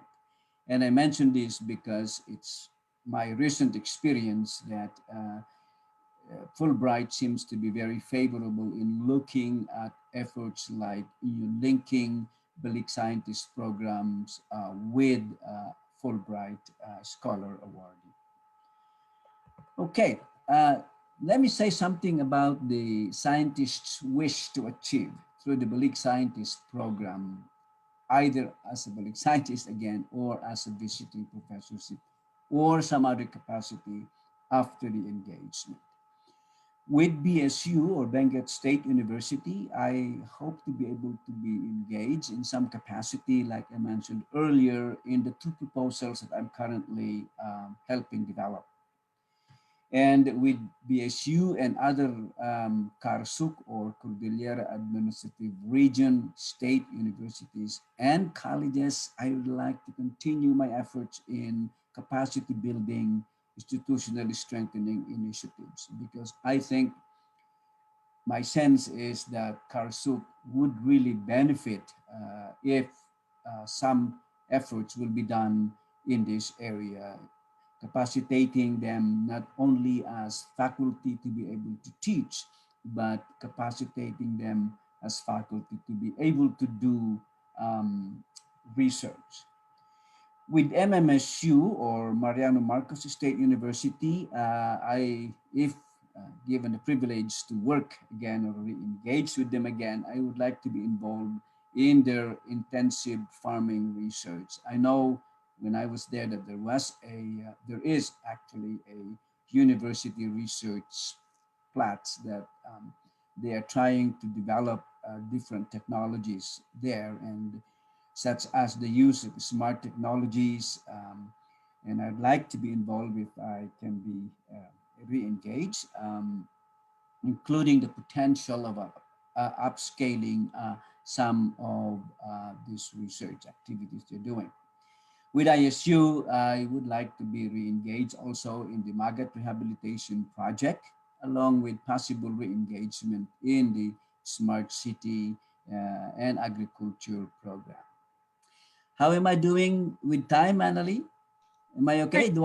Can I have 2 more minutes? Yes, sir. You can still have 2 more minutes. Good, because what I'm going to discuss next is something that's more interesting, I think.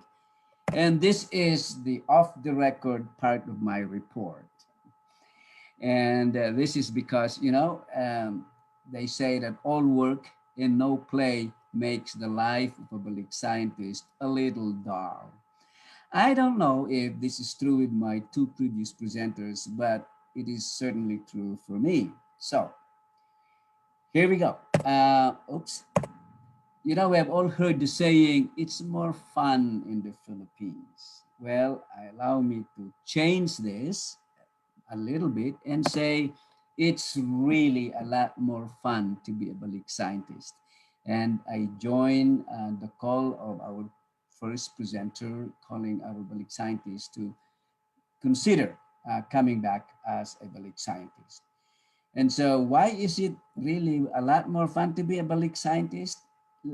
Allow me to walk you through the life of a Balik scientist in a day. So, a day in the life of a Balik scientist.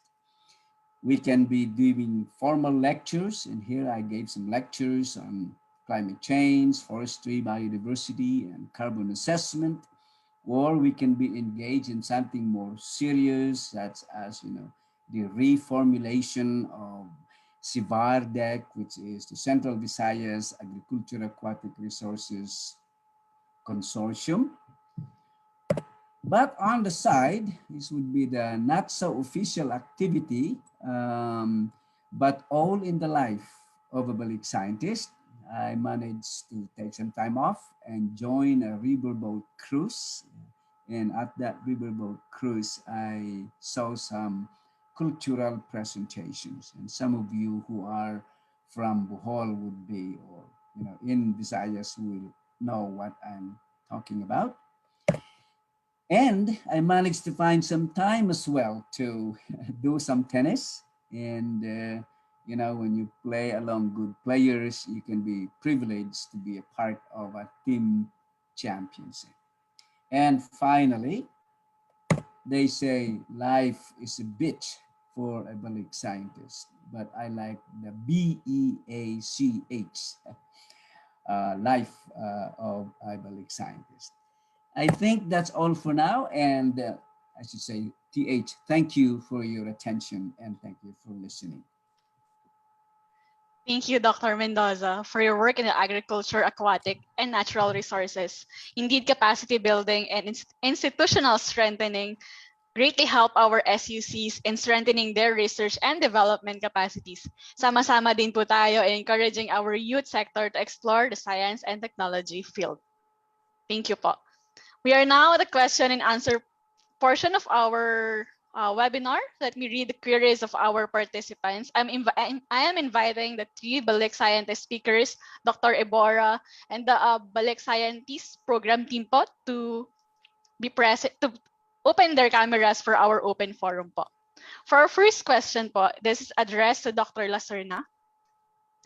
This is from Miss Yvonne Mary Bardulas. How can we possibly support research in need of laboratory for their experiments at these times where limited access to laboratory rooms are experienced?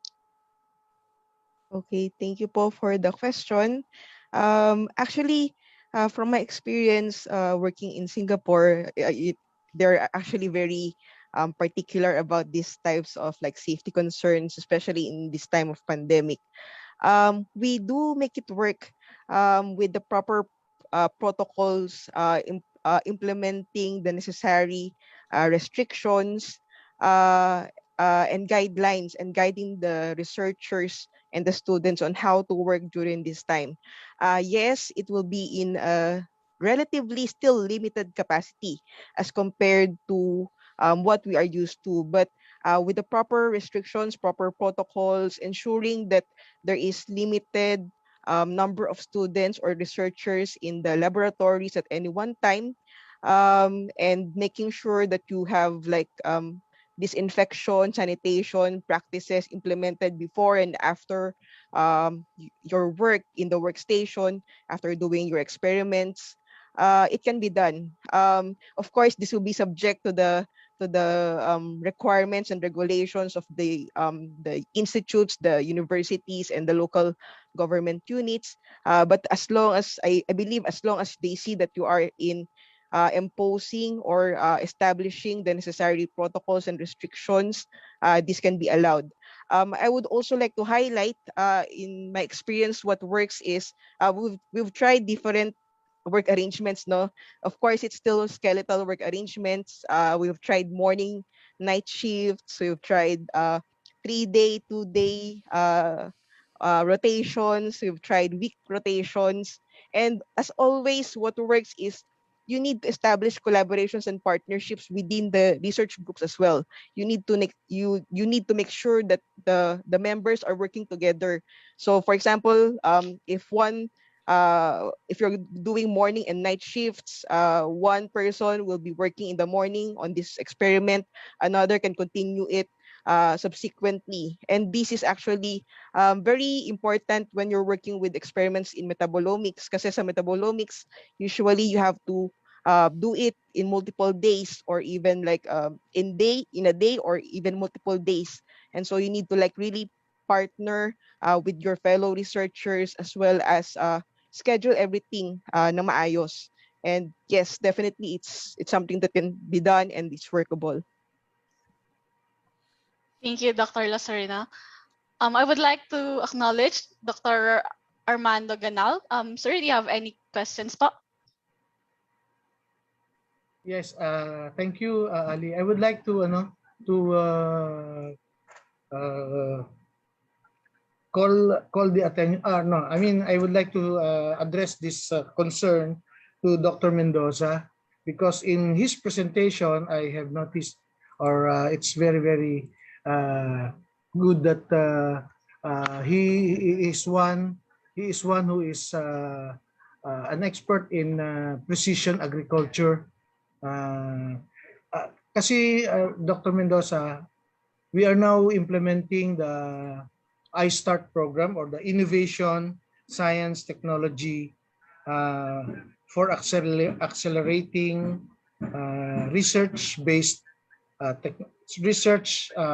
technology development in Pangasinan, as one of the growth areas identified by UP Planades through their Planades model.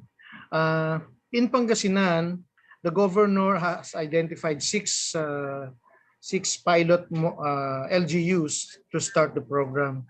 And one of the identified concerns in these pilot LGUs are adoption of the smart agriculture concepts in their farming endeavors.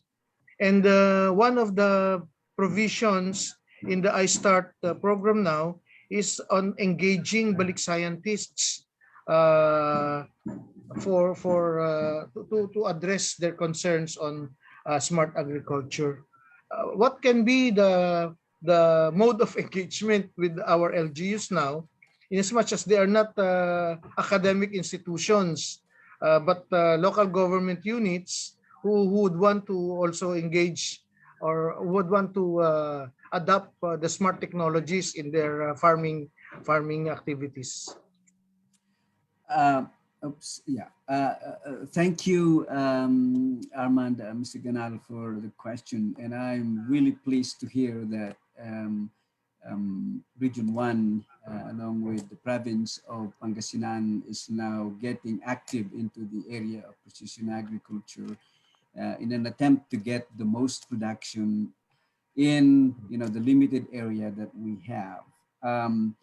Certainly, I think pursuing this with the 6 pilot LGUs that you mentioned, perhaps we can start with some of your regional universities at Pangasinan, and basically use them as a conduit in terms of capacity building and also sustainability of the effort. PA, of course, comes with a little bit of cost in terms of instrumentation. Instead of comes with what kind of sensors are you going to get, so that you are really able to match the production of the crop. And I don't know what crop are you considering in the 6 pilot areas, but I think it's doable. And I think sometimes we tend to do, from nothing to something huge. We can evolve the practice and application of precision agriculture. We can start with, something small, and as the resources become available and as the technology also allows us to do, we can evolve that to, really going into, like, as I mentioned, the Internet of Things. Can we actually do this? Well, we need some instruments, we need some wireless technology, and some of the work that's been done at UP, for example, UP Diliman, in terms of water management would be quite useful. But, we need to make the small steps, but as long as we make it steady, we are going to evolve into, somewhere where, it's more large scale and it's more intensive than we started. So that would be my suggestion. I'm not the only one that's an expert on this, but I certainly would be interested to pursue this. And, I'm still here at Benguet State University, but if travel allows us to do in the near future, I would be willing to come alongside with you or DOST and visit Pangasinan and see, what we can do, and what crops are they interested in, and how might we develop, the technology that is appropriate and not go right away to the high-end stuff. Thank you. That's for the very question. good. That's very good to hear, Dr. Mendoza. We will get in touch with you as regards when we will be able to finalize all our work and financial plan for the 6 municipalities. Then get in touch with you. Okay. Thank you very much. You're welcome. Thank you, Director Ganal and Dr. Mendoza. Before we proceed to our next question, we would also like to invite Dr. Guevara to join us in our open forum portion, as well as the rest of the Balik Scientists Program team. For our next question, this is directed to Dr. Limhuko. This is from the registration inquiry. With promoting extraction of lithium from seawater, that this be practiced in the country, what is your point of view in terms of its cost and efficiency? Thank you, Ms. Annalyn. Okay. And thank you for the question. So in terms of amount, it is promising. In fact, seawater has become the leading raw material for lithium carbonate production worldwide because of lower production costs compared with mining or processing costs for hard rock ores. The challenge now is identifying the cost and efficient way In terms of development of inorganic host adsorbent-based composite materials, I did some crude material and energy balance and costing, and find that calcination to synthesize the lithium-ion sieve makes the process not yet feasibly economical. But in terms of efficiency, it depends on the materials, but compared to organic host adsorbents, inorganic has relatively high adsorption capacity and also similarly selective. But in terms of electrochemical technology, that is yet to be evaluated. This makes the CRM recovery topic actually very exciting, as the topic is not yet that saturated. Well, as none of any topics are actually. But here in the Philippines, we have a lot of secondary sources, which makes the topic very significant. Thank you, Dr. Lim Huko. The next question is directed to Dr. Mendoza. This is also from our registration inquiry. How can COVID-19 pandemic solve the problems of vegetables, fruits, livestock, and fish production in our small farmers? Dr. Mendoza. Wow. I don't know. I think we may not be able to solve the pandemic, the COVID-19, but we can minimize the impacts of the pandemic. And some efforts should be focused on perhaps minimizing travel of our folks. And this could be addressed by even just having a like a portal where the farmers can connect and with their smartphones ask is there already products here, or should I come and so that none of their or their products will not be will not deteriorate, if you will, if they go to a certain town or a certain area and realize that there's already a glut of those products. So even simple things like this. As far as preventing the spoilage, I'm not the person to respond to that. But what I can suggest is basically, like I said, the use of special technologies to help minimize the negative impact. Perhaps even, the scheduling of harvest. When is it a good time for the farmers to harvest their crops? And if we do have a portal, even something so simple like this, that the farmers can connect and say, oh, hindi na ako pupunta doon because that area is already, already too much of potatoes or some other products. I hope I answered the question. Thank you, Dr. Mendoza. Indeed, it's a very complex topic din po to discuss. So our next question po is directed to any of the three Balik Scientist speakers. Do you think there is still a need to develop our own vaccine? And if yes, how can we develop our own? I think Dr. Lacerna can answer this question po. Si ma'am na lang. Okay po. Actually, I know that there are efforts, especially coming from UST. I heard there is a priest. I'm not very familiar with the name of the priest, but there's a priest molecular biologist who is working on this vaccine. And also there are efforts by DOST to establish Virology Institute here. And definitely there is a promise in doing that here in the Philippines. Of course, we're still getting started, but through time, we will be able to catch up and to also help contribute in addressing these kinds of infectious diseases in the future.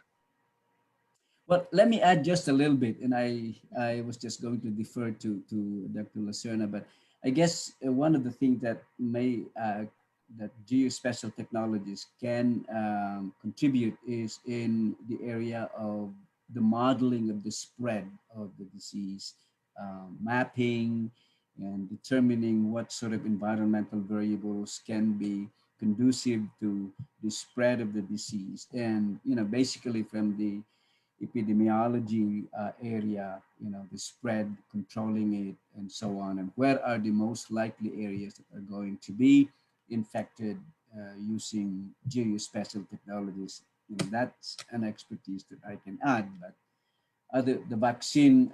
No, I don't know anything about the vaccine, and my little knowledge about the vaccine can be dangerous. Thank you, Dr. Lacerna and Dr. Mendoza. For our next question, inviting the three Balik scientists. This is from Julius Marvin Flores. How has the Balik Scientist Program benefited you as a scientist? Let me start with Dr. Lemhuko. Thank you, Dr. Julius. So,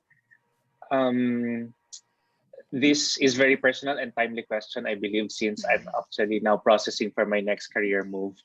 So my original plan was actually to transfer to Tsinghua University in China after getting a postdoc position. But I believe the pandemic has paved way for me to grab the opportunity instead, which was offered by the BSP to do long-term engagement. As to how it has helped me, well, although to be honest, it has relatively plateaued my publication, but it gave me a lot of opportunity to render service, especially for my host institutions. And it also opened so many opportunities to collaborate with co-Filipino scientists who have similar specialties. In fact, I'm on the track of establishing membrane society here in the Philippines, as well as electrochemical society here in the Philippines. So, in terms of promoting the STI here in the country, there's a lot of room for opportunity for us. So I really encourage our co-Filipino scientists abroad to really go back here in the Philippines and do our part. Thank you. Thank you, Dr. Limhuko. Dr. Mendoza, anything to add po? Well, I have a lot to add. Thank you very much, Dr. Limhuko. I think it's very heartwarming to hear those kinds of words from our young scientists. I call them young. I probably belong to the older scientists.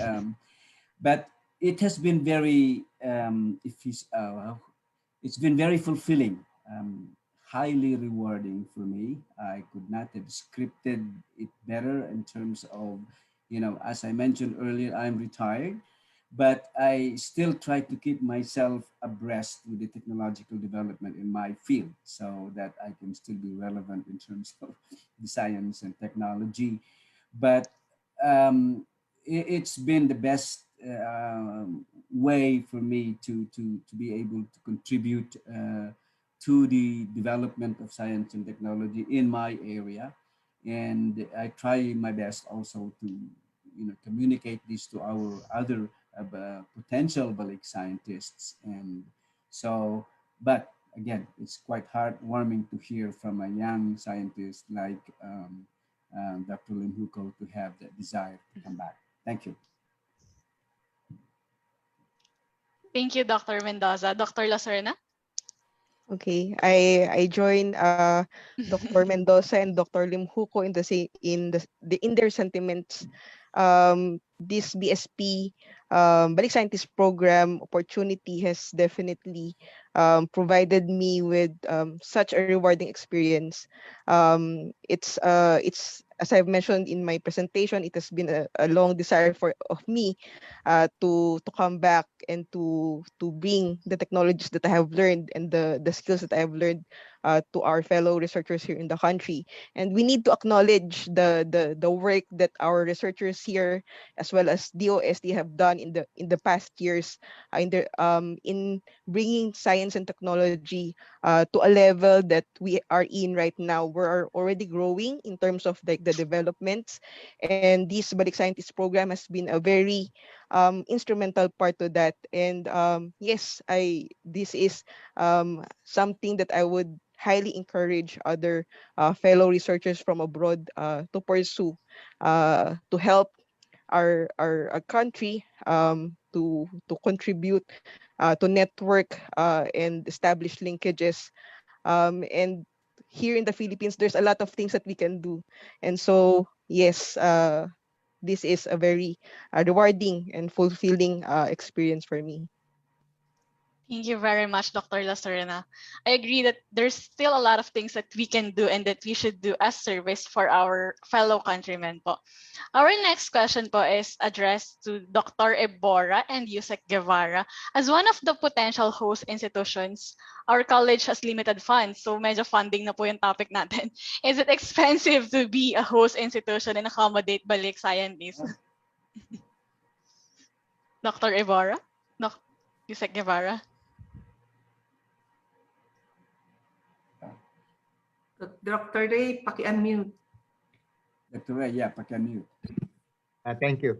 I'm going to request Yusek Guevara to give the response first. Ladies first. Ang implementing agency ng Balik Scientists ay DOST-Picard. So I will allow Dr. Ray to answer. Okay. Actually, it depends on the type of activity to be undertaken by the Balik Scientists. In most cases, we have projects that are being implemented by the host agency. So in that particular arrangement, the project can actually provide the support. And one of the main objective of the council, for instance, is to capacitate the implementing agency. So in case the host agency doesn't have enough counterpart funds to implement the activity, the council or PICARD may be able to provide additional support, especially if there's an ongoing project being implemented by that particular institution. Thank you. Thank you, Dr. Ibarra. Our next question is sa inyo pa rin po. Is there any obligation for the short-term Balik Scientist to take leave? Or can that person also be employed and receive salary from his or her foreign institution during the Balik Scientist term, especially if the proposed Balik Scientist research and engagement activities are aligned with the scientist research in his or her base foreign institution? I think basically the question is, can he still receive his salary in his foreign institution and at the same time receive the benefits from the Balik Scientists? That can be allowed as long as it is allowed by his institution.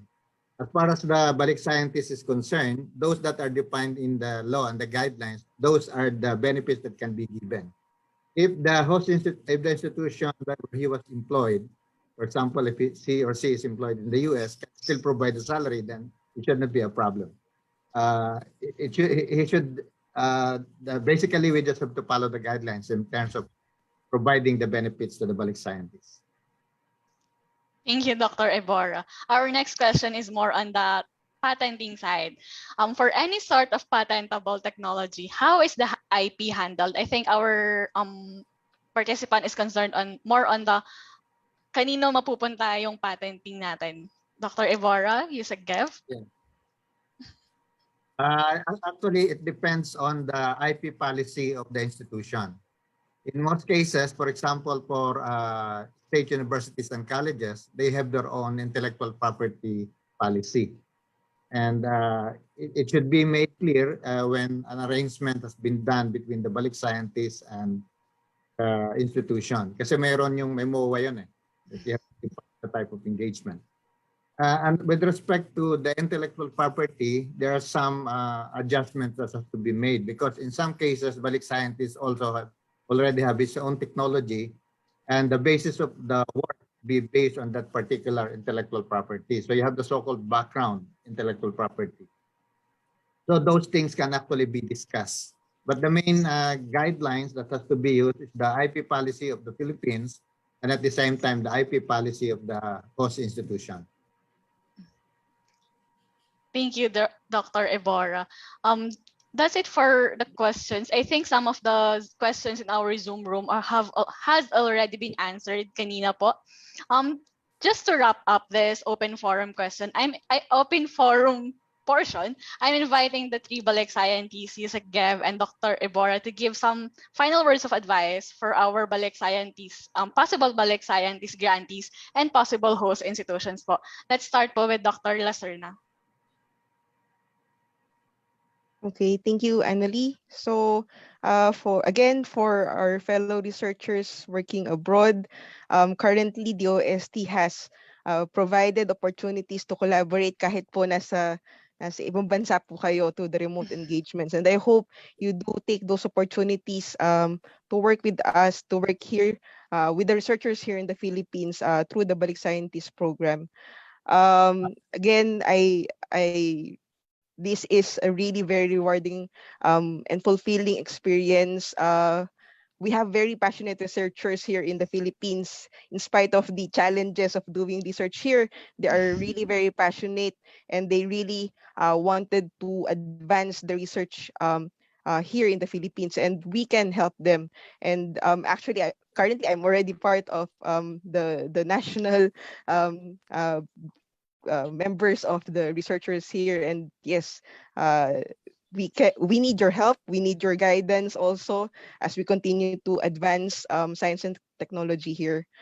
In terms of advice, please do find host institutes that has the same desires, the same intentions, the same directions in terms of research, and they will be very much happy and very supportive.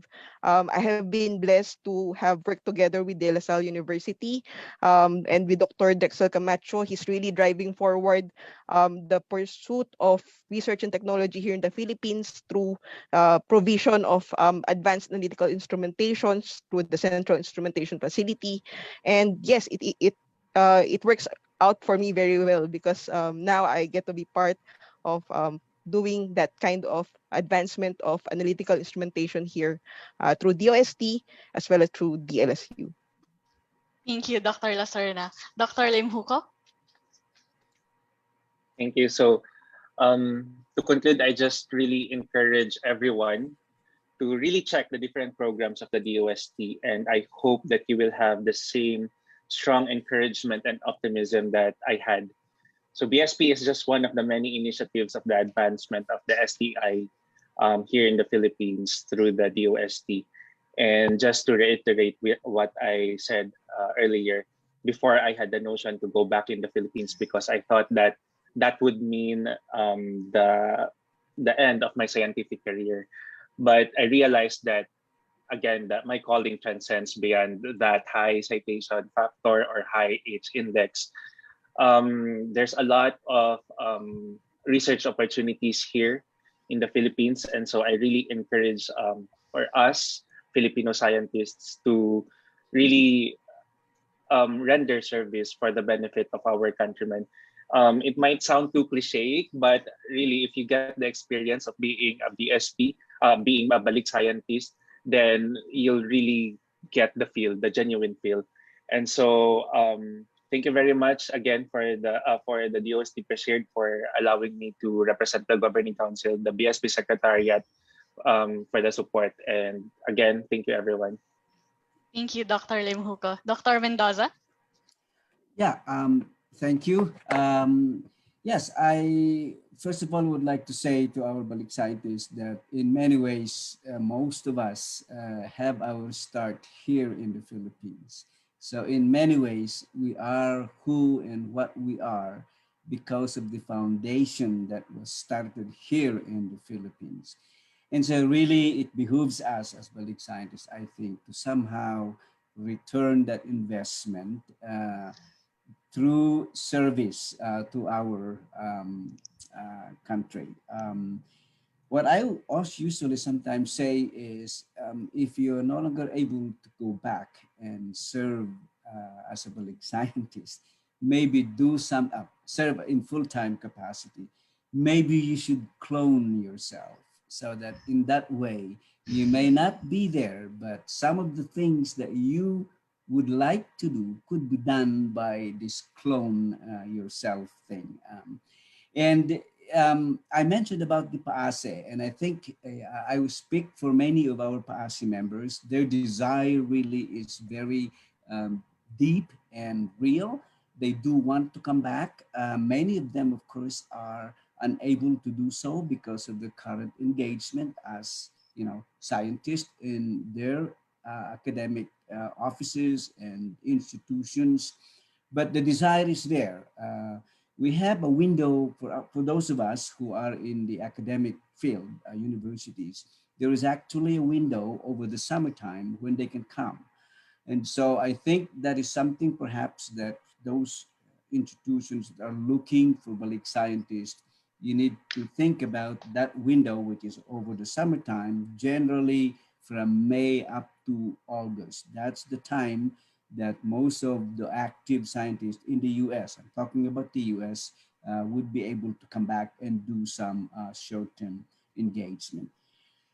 Having said that, as I mentioned, I meant what I said earlier. This is and already echoed by my colleagues. This is a very rewarding, fulfilling engagement. I feel, having come from the academic world, that I have done my share in the academic area, and it's now do something in the development arena. And this has been very rewarding, fulfilling, and gratifying. And hey, as I mentioned in my last part of my presentation, it's not all work. There is opportunity to do some good things, some enjoyable stuff that you can do while still being a Balik scientist. Thank you. Thank you very much, Dr. Mendoza.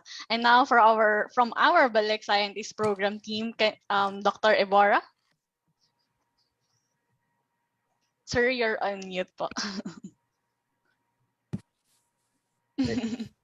First of all, I would like to thank Dr. Lacerna, Dr. Limhoco, and Dr. Mendoza for actively participating in the Balik Scientist Program and for all the knowledge that you have shared with our colleagues in the scientific community.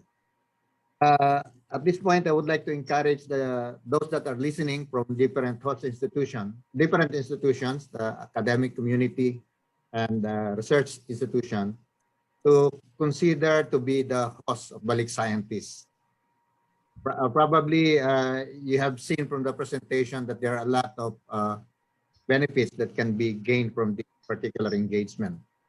And I would like to reiterate that that DOST is very willing to provide additional support for you to be able to host, especially those agencies that are located in the region. The other thing is, if we look at the Balik Scientist Program, this is actually a very special program. Kasi sabi nga natin, Balik Puso, Balik Pilipinas. Ang tinatawag natin dito, hindi yung financial benefit, more of love of country. Alam natin na maliit, although medyo malaki na yung benefits kung ikukumpara mo sa dati, maliit pa rin yan kumpara sa dapat kikitain kung nasa labas. So Balik Scientist Program is basically kasama dyan yung pagmamahal sa sariling bansa. And I'm very glad that a lot of our scientists are actually availing of the program and showing strong support to our country to have further development in science and technology. Maraming salamat. Thank you, Director Ibarra. Yusek Guevara. Dr. Mendoza, Dr. Lacerna, Dr. Limhoco, taus-puso po kaming nagpapasalamat sa inyong mga binahagi ngayong umaga sa ating mga kasamahan dito sa Zoom at saka sa Facebook. Sigurado po ako na marami po sa kanila ang na-inspire sa inyong pagmamahal sa ating bansa sa pamamagitan ng pagbabahagi ng inyong expertise. Hindi lang po saan kayo nag-host kundi parang lumagpas pa kayo dun sa dapat ninyong i-deliver. Nakakataba po ng puso na may mga katulad ninyong mga Filipino Balik Scientists. Bago po ako magpaalam, gusto ko magkwento ng dalawa pang klase ng Balik Scientists. Palagay ko sa inyo meron na nito Yung isang klase, dating Balik Scientist, naging stay scientist. Hindi lang balik, kundi nag-stay na po dito sa ating bansa. Marami po tayong magagandang example niyan. At syempre, pangarap po namin na mas marami sa ating mga Balik Scientists ang mag-isip na maging stay scientist sa Philippines. Yung pangalawa naman po, meron po kaming tinatawag na balik-balik scientist. Yes. Opo. Yan po yung mga suki po natin. At gusto ko pong magbigay ng dalawang example na talaga pong grabe yung ginawa nila. No? Ang first example ko po, si Dr. Annabel Villalobos. Ano po siya, retired siya from Johnson & Johnson.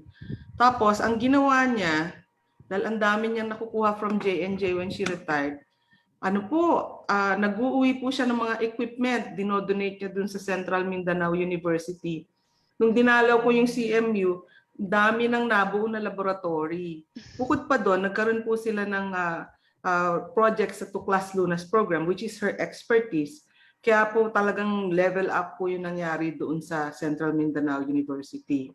Malapit na po silang maglabas ng kanilang mga bioactive hits na pwedeng maging simula po ng pagkakaroon ng mga locally developed drugs in the country.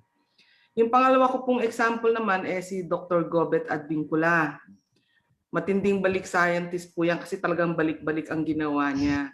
Ang ginawa po niya, nag-invite siya ng mga Filipino scientists papunta dun sa laboratory niya para magkaroon po tayo ng expertise dito sa tinatawag na additive manufacturing. This is one of the fourth industrial revolution technologies that we really needed to catch up. Sobrang bilis po ng naging progress natin dyan sa additive manufacturing to the point na last week po binuksan na po namin yung Additive Manufacturing Center doon po sa Biukutan at may network po siya ng mga universities, ng mga industry players at saka ng mga government agencies. Ang kagandahan po, dahil ang dami niyang na-train, natuloy po yung aming pagtatayo nitong AMSEN. Nagkaroon po kami ng lakas loob na meron na tayong critical mass ng additive manufacturing experts sa bansa. Bukang dito sa Fourth Industrial Revolution, may laban na po tayo. At si Dr. Gobet Advincula po, siya po ang chair ng steering committee po ng aming advisory committee ng aming Advanced Manufacturing Center.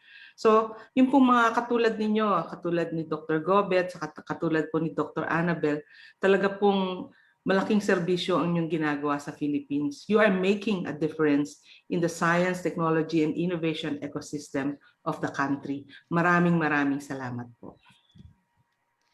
Thank you very much, Yusek Kev. And thank you to our Balik scientists who are continuing their service for the Filipino, for our country. So that's it for our open forum. For questions that were not answered live and in our chat box, you may send your questions to bsp@dost.gov.ph and we will answer those questions po. So at this juncture, we will be awarding our certificates of appreciation to our resource speakers.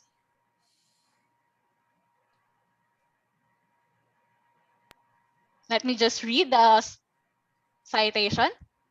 DOST-Balik Scientist Program, DOST-Picard, and DOST Region 1 awards the Certificate of Appreciation to Dr. Ana Karen Lacerna, DOST-PCHRD Balik Scientist Awardee, in grateful acknowledgement of her expertise and invaluable service rendered as resource speaker in the Balik Scientist Program, a virtual orientation and public consultation with the theme Fostering Collaboration, Balik Scientists as Game Changers Amidst the COVID-19 Pandemic, conducted by the Department of Science and Technology Balik Scientist Program in collaboration with the Department of Science and Technology Region 1, held on June 30, 2021 via Zoom conference, signed by our Regional Director, Dr. Armando Q.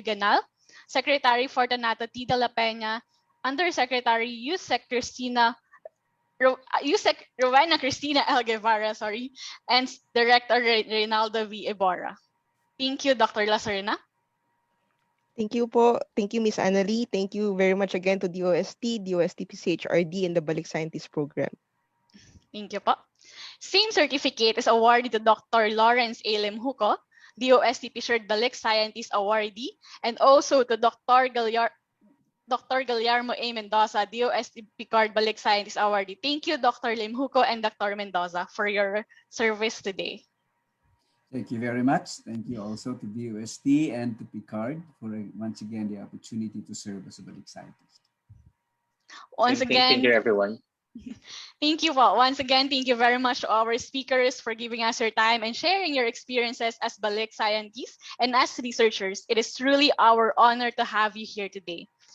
To end this program, we now call on our Regional Director, Dr. Armando Q. for the closing remarks. Sir? Thank you, Ali. First and foremost, I would like to express our gratitude to DOST top management, Secretary Boy de la Peña, Undersecretary for Research and Development, Dr. Rowena Cristina Guevara, our Implementing Council of the Balik Scientist Program for today's activity, Executive Director of PICARD, Dr. Reynaldo Ebora, but also to recognize TSHIRD and PCHRD for providing us the opportunity to undertake a virtual orientation and consultation about the Balik Scientist Program, the guidelines, terms, and mode of implementation, and be able, in a way, disseminate the good news to our institutions that feel the need for experts who could help or assist them in a development project that they want to implement. Our Balik scientists, Dr. Ana Karen Lacerna, Dr. Lawrence Limhuco, Dr. Guillermo Mendoza, who shared their game-changing engagements and experiences in today's Balik Scientist virtual orientation and public consultation. Gratitude is also due to my colleagues from the DOST regional offices and all those who joined and participated with us virtually from the various higher education institutions and other organizations. I would like to commend my staff from the R&D Management and International Linkages Unit who initiated this event, Ali, Yulin, and Maura, with guidance from ARD for Field Operations, Mel Gurtiza.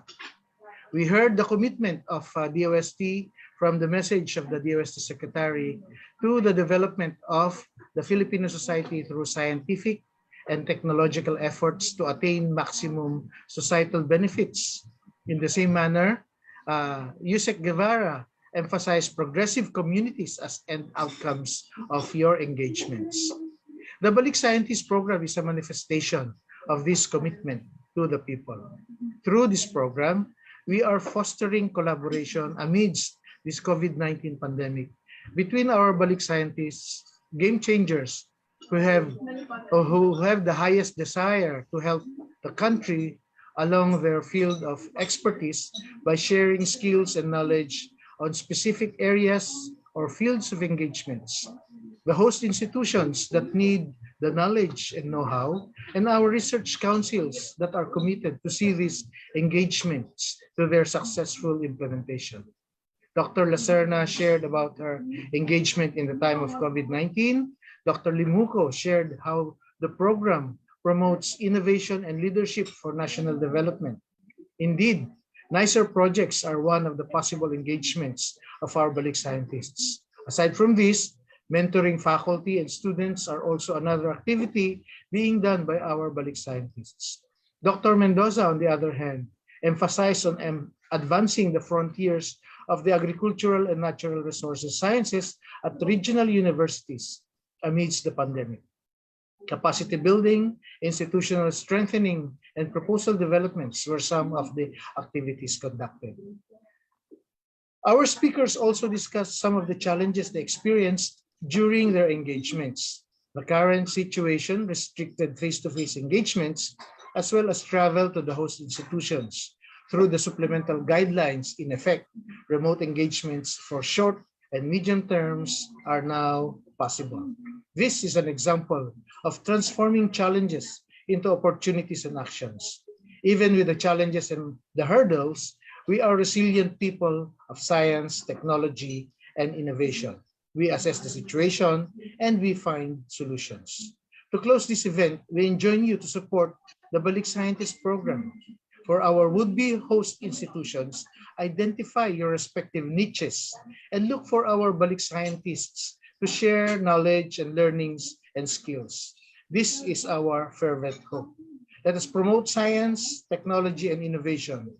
For us at DOST Region 1, we lead the way through STI for the region because we believe that science is the way to development. It will always be science for the people. As Balik Scientist Program says, Balik Puso, Balik Pilipinas, Balik Scientist. Agyaman na. Thank you and stay safe, everyone. Maraming salamat, Dr. Ganal. We hope our participants learned a lot from our speakers, and as we end this event, we encourage you to either join the Balik Scientist Pool or to be a host agency for our Balik Scientists. Kindly accomplish the evaluation form that can be accessed through the link flashed on your screen, or you could also scan the QR code shown. Participants who accomplish the evaluation form are entitled to receive a system-generated certificate of attendance. Please make sure to input your name and email addresses correctly before submitting the online evaluation form. Isang paalala lamang po, our evaluation form will be only open for 24 hours. That is until 12 noon tomorrow. Again, please like and follow Balik Scientists Program social media accounts. Please also like and follow DOST-1 social media accounts for SNT programs and updates in the Ilocos region, as well as DOST-Picard's social media accounts for the SNT updates on the agriculture, aquatic, and natural resources. See you at our next events. Again, I'm Annalie L. Rosales, your moderator for today. Balik Scientists, Balik Puso, Balik Pilipinas. Maraming salamat po.